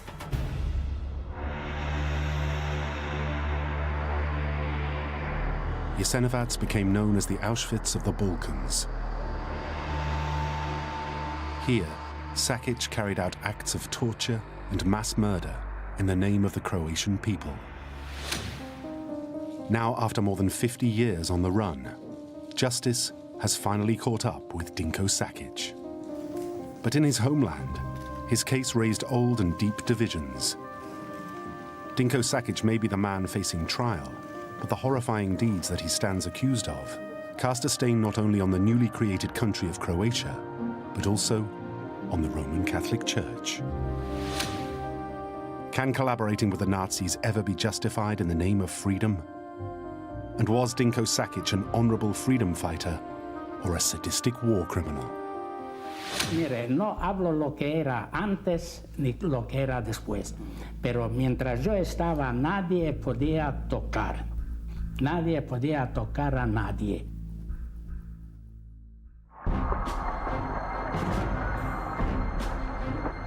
November 1918, the end of World War I, and just 3 years before the birth of Dinko Sakic. Victorious Serbian troops make their way back to their capital, Belgrade. King Alexander of Serbia becomes the head of a new kingdom, created out of the ruins of war. But it's a kingdom that is both complex and turbulent. As well as his own people, the Serbs, he was ruling over the Croats, the people of Slovenia, Bosnians, Kosovo Albanians, the people of Macedonia, and Montenegro. These people had different religions, different histories, different cultures, and even different languages. It was a dangerous and volatile mixture. King Alexander had to rule these disparate lands with a firm hand. He suppressed regional loyalties. Politicians hostile to the monarchy were sidelined, sometimes even imprisoned.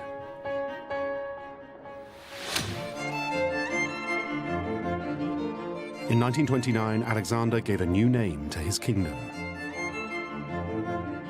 He called it Yugoslavia, the land of the southern Slavs. He then cracked down hard on political parties who opposed him, including a rising Croat nationalist called Ante Pavelić. Pavelic's brand of fiery nationalism places him in the forefront of Croatian politics.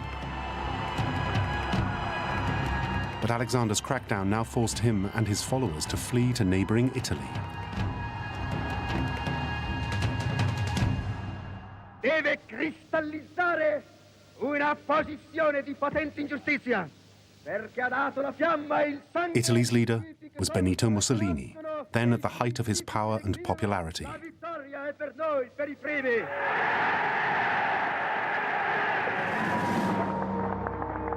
Mussolini formed his fascist party after World War I by exploiting the grievances of soldiers returning from the front, only to find mass unemployment. He organized them into armed squads known as the Black Shirts, who terrorized their political opponents. In 1922, Mussolini became Prime Minister of Italy. By the end of the decade, he had become dictator and set about re-establishing his country as a great European power. Mussolini suspended civil liberties and destroyed all opposition, all tactics that appealed to Pavelić. In 1935, he invaded Ethiopia and absorbed it into what he referred to as his new Italian empire.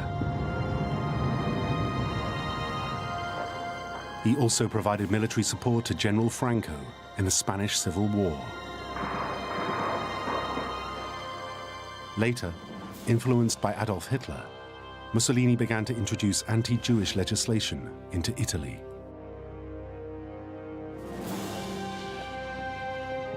This was the perfect environment for Ante Pavelić to establish his own fascist movement. He called it the Ustasha. The word in Serbo-Croat means insurgent.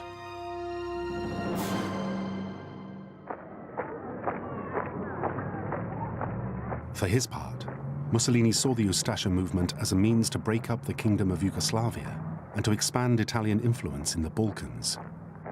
He placed money and weapons at Pavelic's disposal.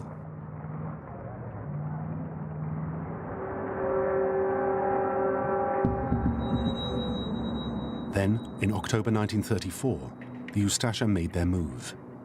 A hit squad was organized to attack their enemy, King Alexander. But they'd have to wait for their opportunity. It came when Alexander went to Marseille in the south of France on a state visit.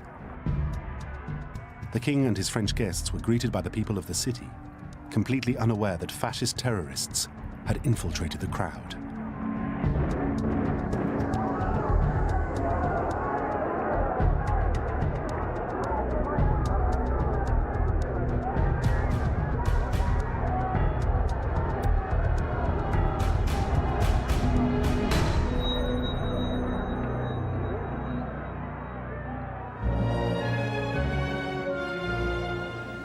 The body of Alexander of Yugoslavia is to be borne through the city streets. The grief-stricken Queen Maria walks with her little son, King Peter. Behind them come notabilities of every country in Europe. Yugoslavia had lost its strongman. Alexander's heir, Peter, was just a boy, too young and too weak to unite a country. For his involvement in Alexander's assassination, a French court sentenced Pavelić to death in his absence. But safe under Mussolini's protection, Pavelić and the Ustasha movement continued to thrive. Und wir müssen fest zusammenstehen für dieses Deutschland. Sieg heil!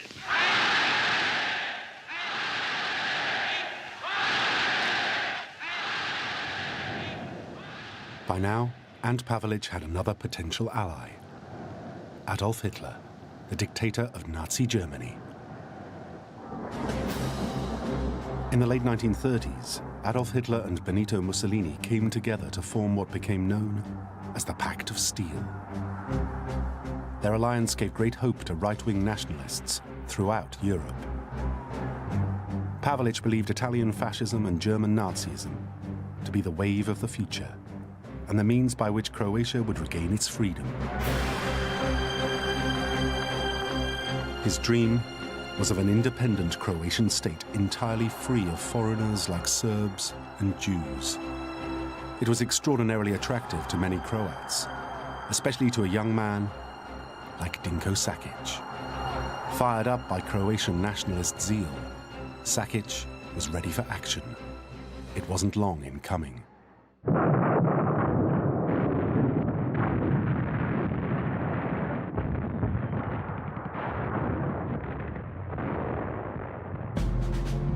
On April the 8th, 1941, war came to Yugoslavia. In the previous 18 months, Nazi Germany had conquered Poland, most of Scandinavia, and the whole of Western Europe. Now, it was Yugoslavia's turn.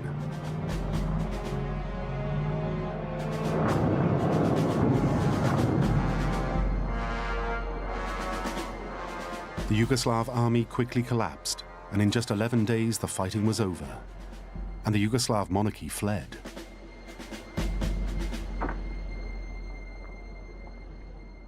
Hier werden unsere Soldaten mit jubelnder Begeisterung als Befreier begrüßt. But in some parts of Yugoslavia, German troops were greeted as liberators.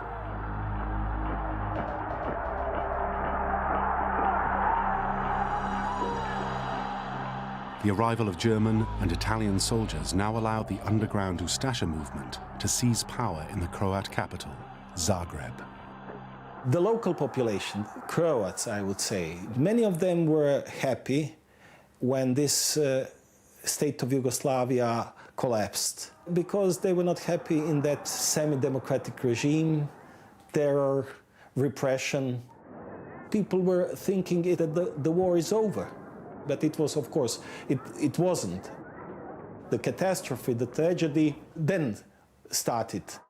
Discover the past with exclusive military history documentaries and ad-free podcasts presented by world-renowned historians, all on History Hit. Watch them on your smart TV or on the go with your mobile device. Download the app now to watch everything, from the gripping story of the Band of Brothers to Operation Barbarossa and D-Day. Immerse yourself in the dramatic stories of this remarkable era by signing up via the link in the description. Pavelić returned from his exile in Italy and declared an independent Croat state. Backed by fascist Italy and Nazi Germany, Pavelić's new state consisted not only of traditionally Croat lands, but the whole of Bosnia. A substantial Serb minority now found itself living under Ustaša rule. Martial law was introduced the second day, racial laws only after 15 days.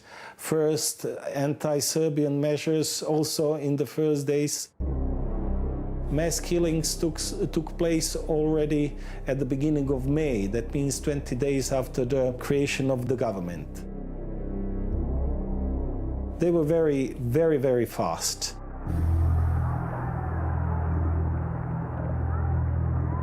But there was one major difference between Pavelić's brand of fascism and that of the Nazis.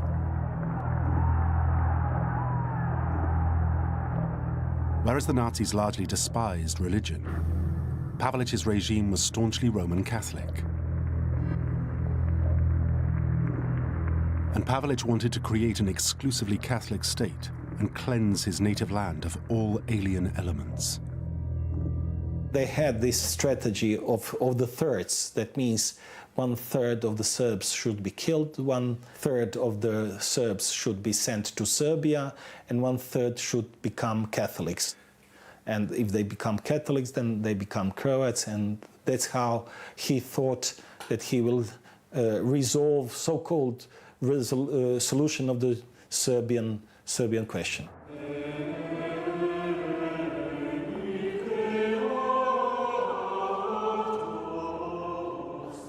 In one of the blacker moments of the Catholic Church's 20th century history, the country's leading cleric, Archbishop Stepinac, gave the regime his blessing. Much of the Catholic Church became an active partner in the forced conversion of the traditionally Christian Orthodox Serbs to Catholicism.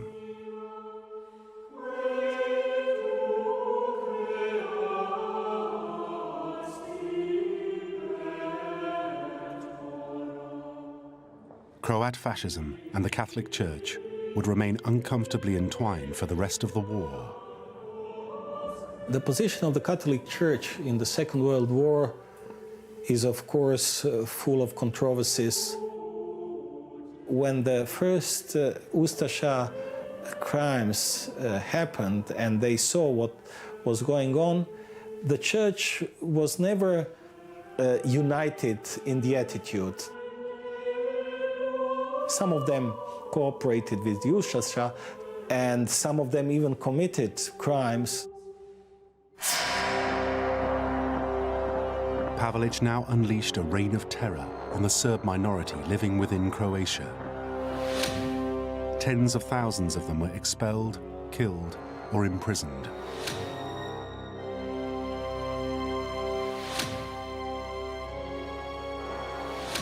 Anti-fascist Croats were also jailed.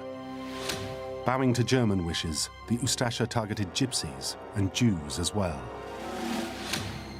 Their persecution of the Jews became an excuse for organized theft on a massive scale. As they were rounded up, Jews were stripped of all their possessions, down to the wedding rings on their fingers. By July 1941, the country's prisons could no longer cope with the flood of new inmates.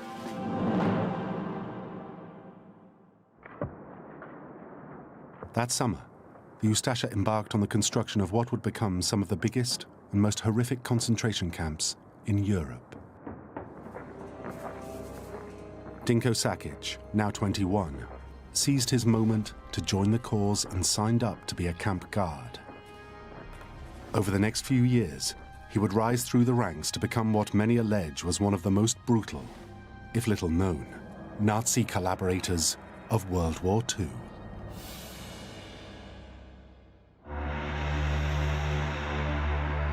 Sakic's first job was at Jasenovac, just an hour's drive from the capital, Zagreb.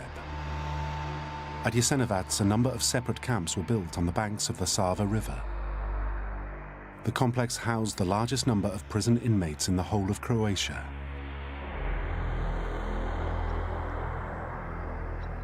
Today at the Jasenovac site, memorials and sculptures stand as a reminder of those that suffered and died here.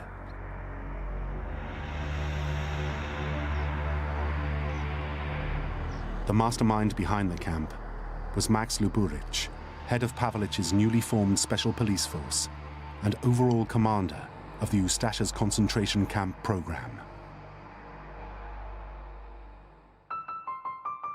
In 1943, Dinko Sakic married Max Luburic's half-sister Nada, a guard at one of the women's camps at Jasenovac.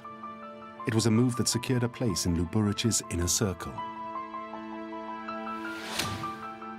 Then, at the age of 24, Sakic was appointed camp commandant.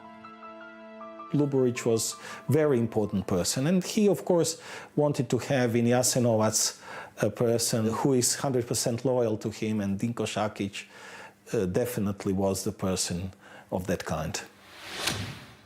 He would be much more than a mere administrator. His main concern would soon turn to extermination. Luburic began to draw up plans for Jasenovac after visiting Nazi concentration camps. Jasenovac and other camps in Croatia were modeled on the design and style of the German ones. Luburic had also observed the Nazis' latest experiments in mass murder, gas chambers, in which men, women, and children were suffocated with carbon monoxide from motor vehicles. But the guards at Jasenovac preferred altogether simpler methods of killing.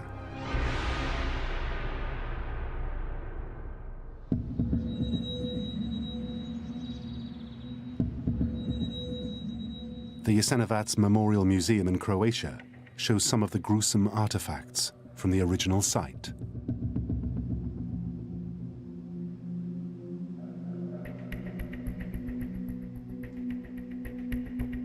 The displays include the Ustasha Guards' weapons of choice. One fearsome implement was a special blade known as the Serb cutter. It was devised to slit people's throats quickly and easily. One guard later boasted that he had slit the throats of some 1,300 prisoners with his Serb cutter.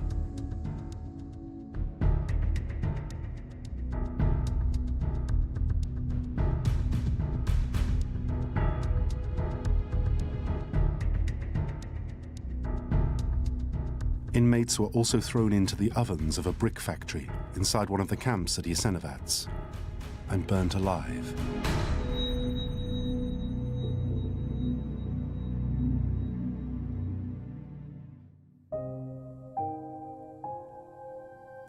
Very few of those who survived Jasenovac are still alive to tell of their experiences. Pava Molnar was 20 years old when the Germans invaded and the independent state of Croatia was established. She was an active member of Zagreb's communist youth movement and was quickly arrested and sent to Jasenovac. Srpkinje i Židovke su otišle u Kulu. U Kuli je bila najobična voda ili je bila onaj pokvareni luk u vodi ili kupus. To je bilo osuđeno na smrt. Takve štakore sigurno niko nije video, to su ko mačke velike štakore, one su jednostavno plazile po ljudima, grizle uši, dok jednostavno se one nisu mogle braniti. Ja sam vidjela recimo kamion sa ustašama, sa lopatama i žene idu gore na kamion, a one viču, a gdje su naše stvari? A oni kažu, doći će za vama. Drugi dan te nismo vidjeli. Prema tome, masu tih žena morali su nestati. A gdje su nestali, nego su ubijene. By now, the Nazis were progressing with their program of extermination, gassing hundreds of thousands of Jews. Their death camps saw human suffering on a vast, unimaginable scale.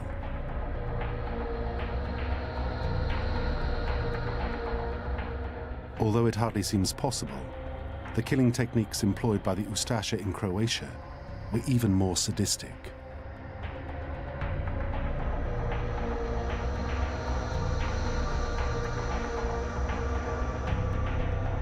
The regime at Jasenovac was so violent and brutal, it disturbed even the Nazis.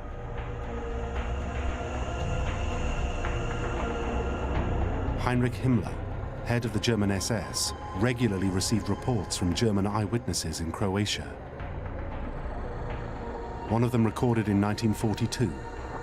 The Ustasha committed their deeds in a bestial manner, not only against males of conscript age, but especially against helpless old people, women and children.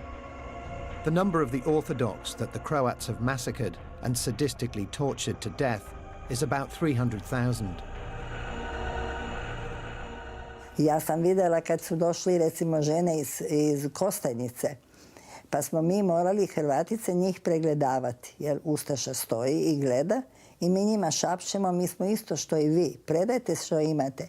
Naravno, slušajte, ako je neko imao u šavu ili u gumbu ne znam, sačuvao koji nova.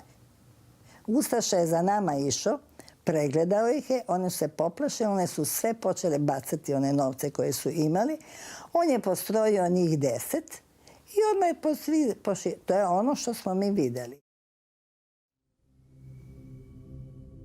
Eventually, the Ustasha became worried about the stories of torture and mass murder at Jasenovac. To put an end to the gossip, the Pavelić regime commissioned a series of photographs. They showed inmates in the camp doing useful work for the war effort.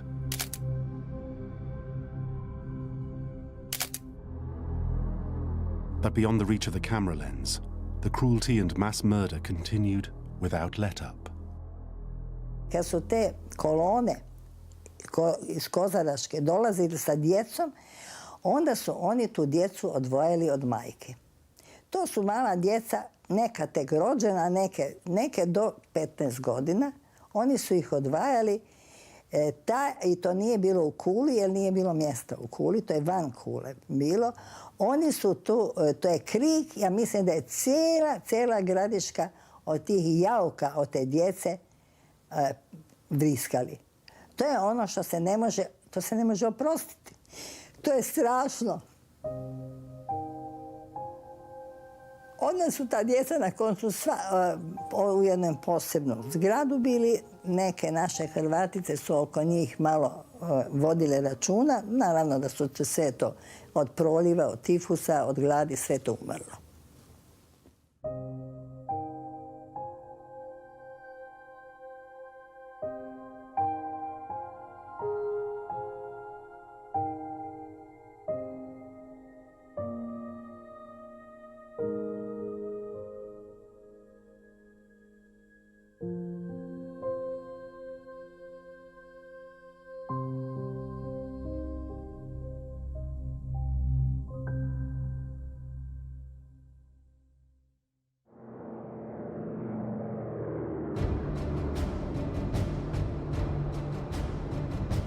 But even as the brutality at Jasenovac continued, underground resistance movements began to spring up throughout Yugoslavia.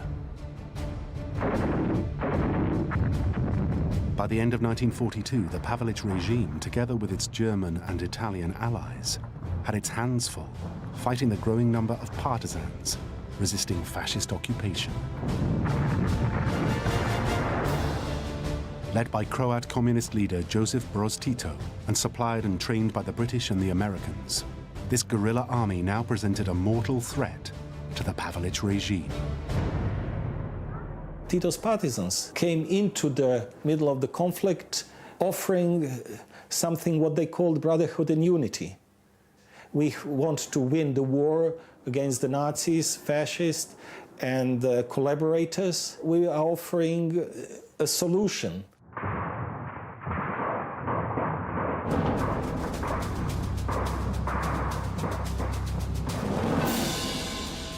The war against the partisans was fought without pity. Hundreds of thousands of civilians as well as partisans were killed.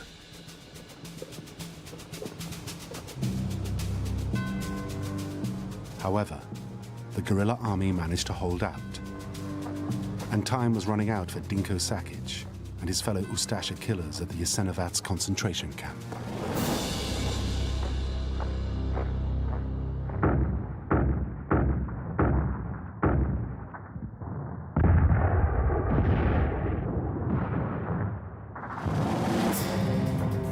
In the autumn of 1944, the Russian army continued its westward drive into Europe by advancing deep into the Balkans. By October, Soviet troops had linked up with Tito's partisans, and together they liberated the Yugoslav capital, Belgrade.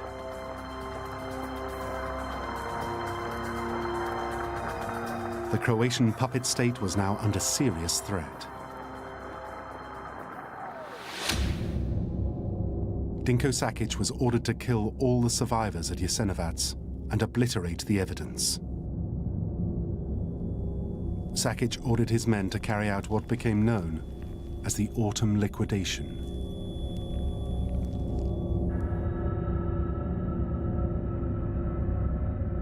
For 20 days, they selected the sick and the old among the prisoners and executed them.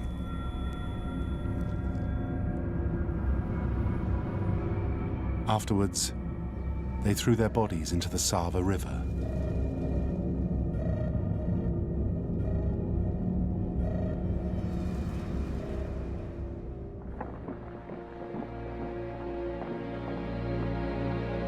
In April 1945, Tito's partisans arrived at Jasenovats. They found nothing but ruins, rotting bodies, and huge piles of clothing stolen from the dead.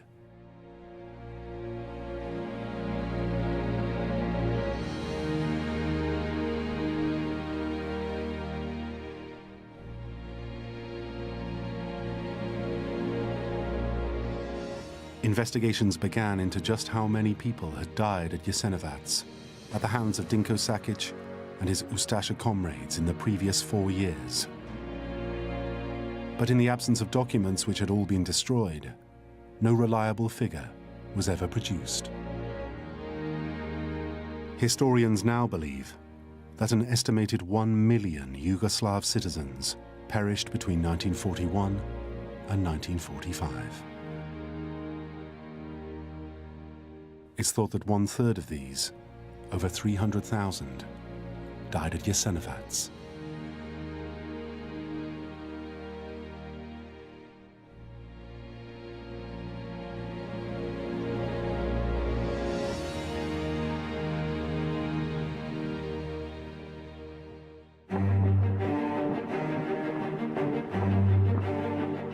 In May 1945, the Germans surrendered to the victorious Allies, and the independent state of Croatia collapsed like a pack of cards. Thousands of Ustasha members fled alongside German troops and found refuge in prison camps run by the British in neighboring Italy and Austria. The British were ignorant of Croatian involvement in Nazi crimes, so they made little effort to look for Pavelic and his closest Ustasha comrades. Dinko Sakic was one of those who evaded the roundup. Some now believe that his escape was aided by members of the Roman Catholic Church.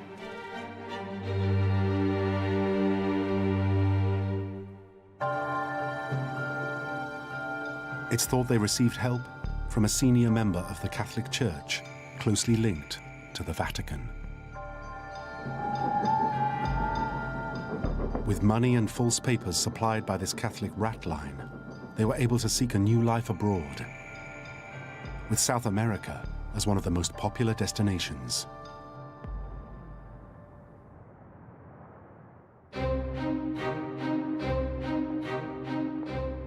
Zagreb, 1946.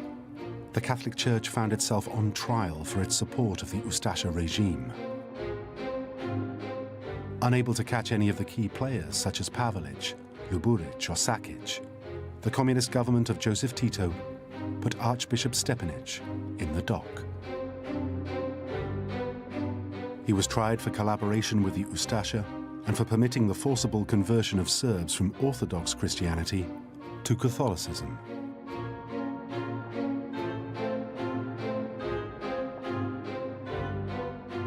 Stepanic was found guilty of treason and war crimes. It was a verdict that usually meant the death penalty, but Stepanic got off with just 16 years. Amazingly, after just 5 years behind bars, he was released. Then in 1998, in a move that polarized public opinion not only in Croatia, but in the wider world, Pope John Paul II declared Archbishop Stepanic a martyr, and he was beatified, a major step towards becoming a saint.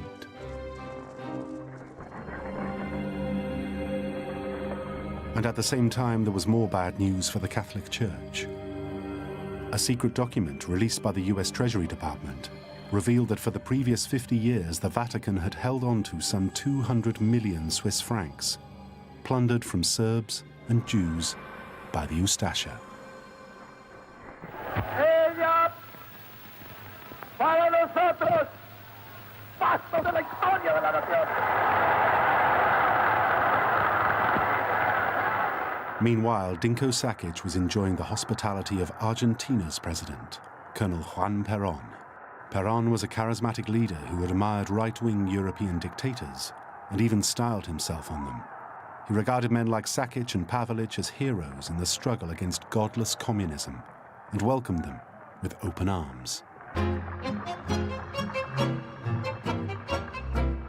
Benefiting from Argentine government protection, Sakic and his wife Nada settled down in the South Atlantic coastal resort of Santa Teresita, just outside Buenos Aires, and there raised a family. Sakic lived quietly in Argentina under the name Lubomir Sakic Belanović and set up a textile factory.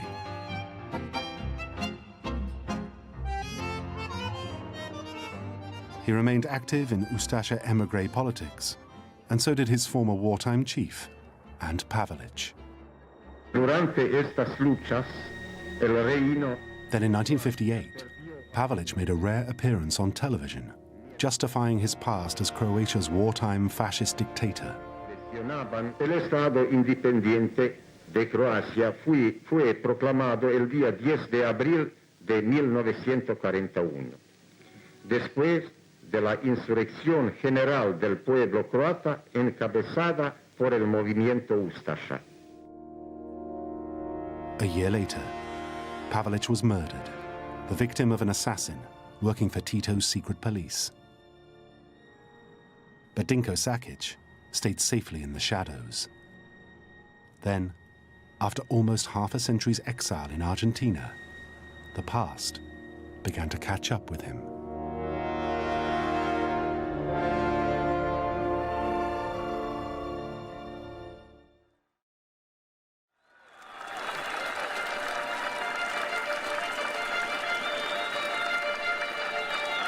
In 1990, Croatian independence raised its head yet again.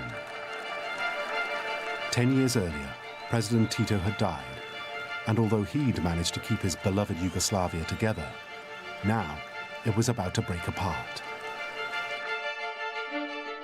Croats voiced their desire for independence once more.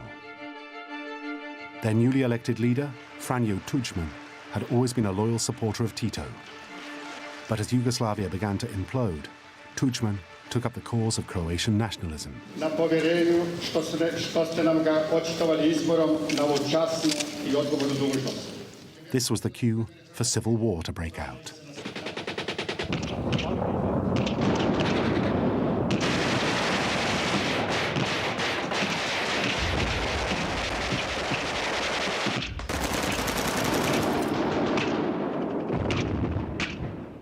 The Serbs, who had not forgotten the crimes committed by the Ustasha against them, went to war against the Croats. And so began a new war in the Balkans, a war that would last for most of the 1990s and would involve all of the peoples of the former Yugoslavia.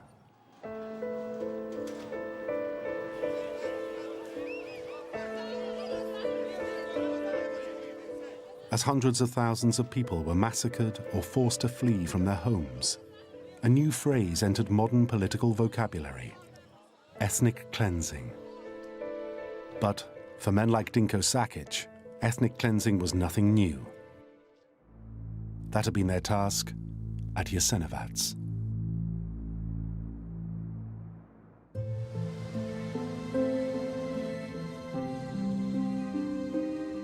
With renewed interest in Croatia's violent history, journalists in Argentina and abroad began to seek out Dinko Sakic to hear his views. In 1998, 50 years after fleeing Croatia with his wife Nada, Dinko Sakic made a serious error of judgment.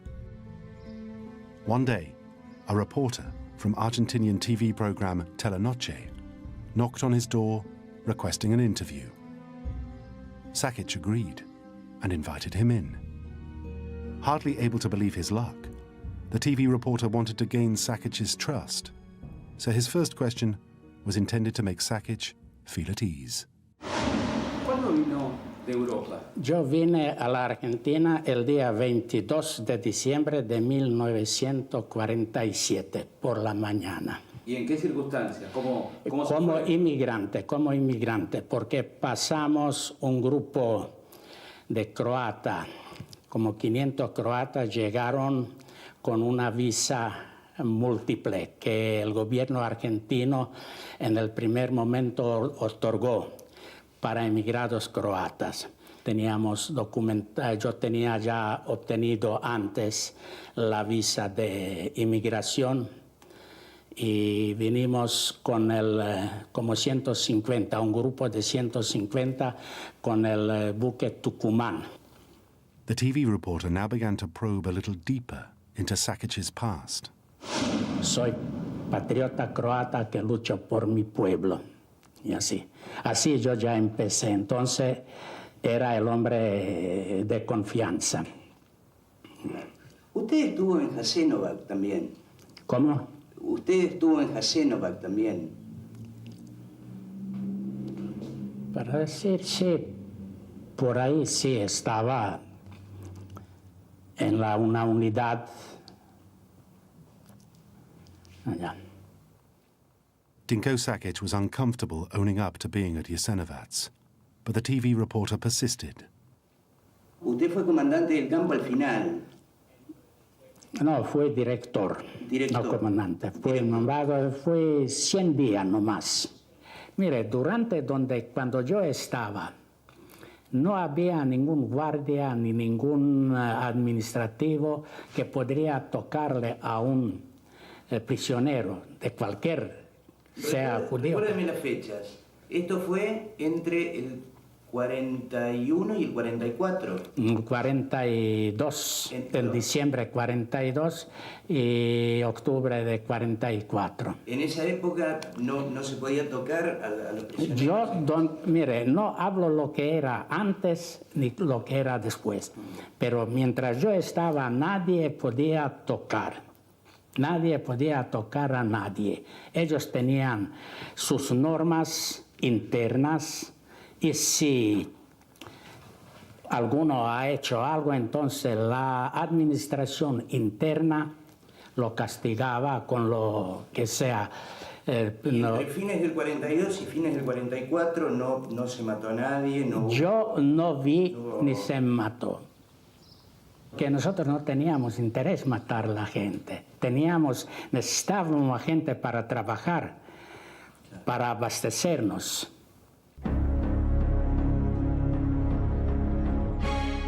When the Telenoche interview was shown on Argentinian television, it created a sensation.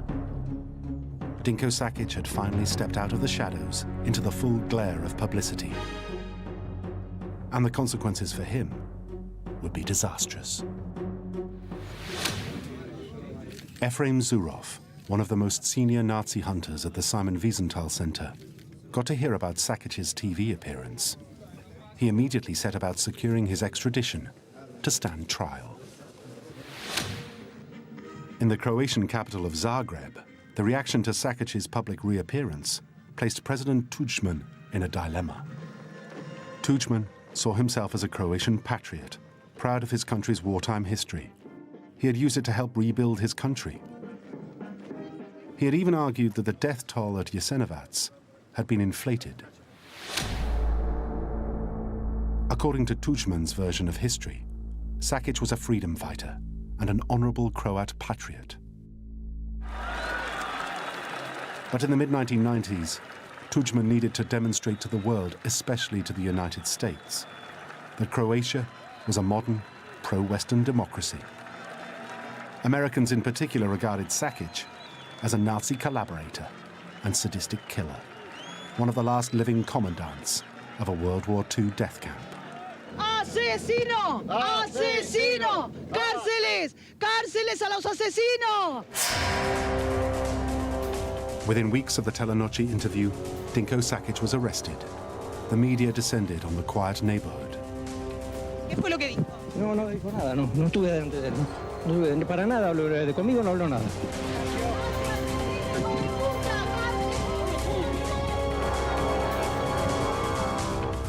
In similar cases, the Argentinian authorities had reacted very slowly to calls from abroad for the arrest and repatriation of old Nazi war criminals.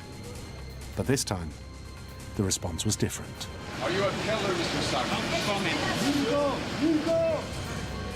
Dinko Sakic was soon on his way back to Croatia to face justice at last. I think that it's fair to say this could be an important milestone for Croatian society. This trial will be a litmus test for the new Croatia, for the country which seeks to fully integrate itself into the West. We should be thinking of the victims of the Ustaša regime, anti-fascist Croats, Serbs, Jews, and Gypsies. They are the ones who deserve our sympathy and our empathy. On June 18th, 1998, Dinko Sakic arrived back in Croatia for the first time since the end of World War II. His wife Nada came with him. She too had served at Jasenovac, specifically in the women's camp. She was therefore implicated in war crimes and now faced interrogation by the authorities. She was deeply involved in that manner that she knew what was going on, that she saw people who were persecuted and killed. She cannot say that it didn't happen. Dinko Sakic's trial finally opened in November 1998 at the Zagreb District Court.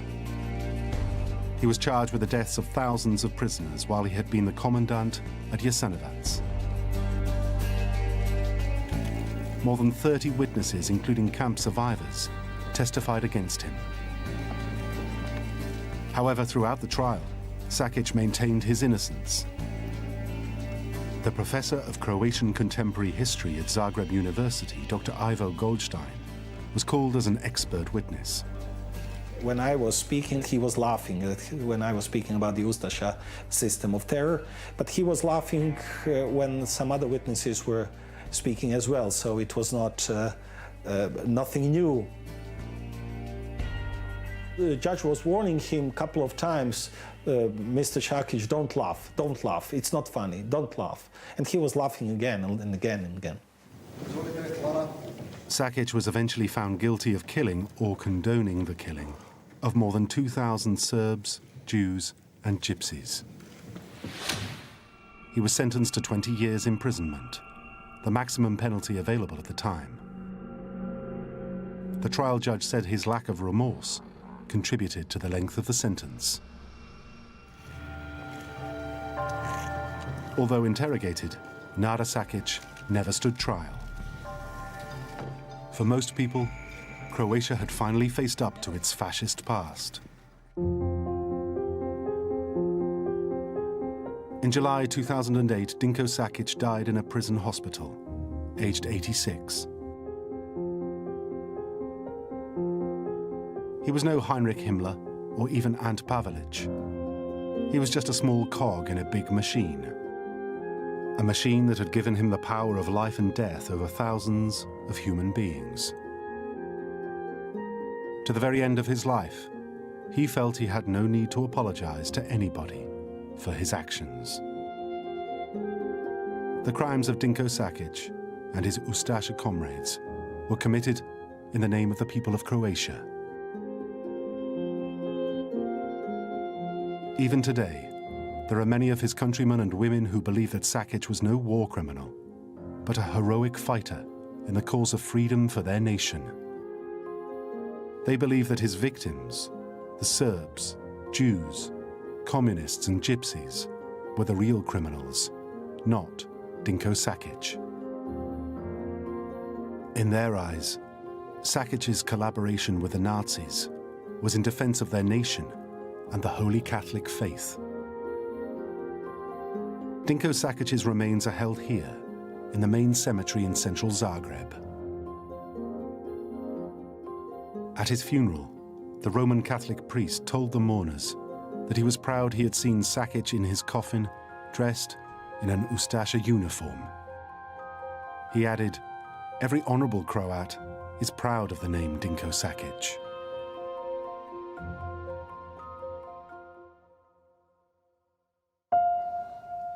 But not every Croat agrees. For many, the Ustasha regime is a brutal and bloody memory of the country's history. A memory that must never be forgotten. Svi su Ustaše bili jednaki. Tamo nema Ustaša koji ne bi napravio, a da mu se nešto ne kaže ili se mu ne radi. Tako ga tamo nema.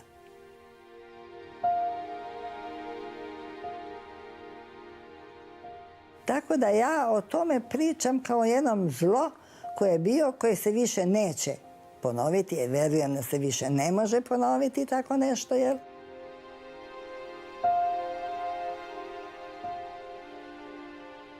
A da onih koji nema, mi još uvijek živimo i sa onima kojih nema.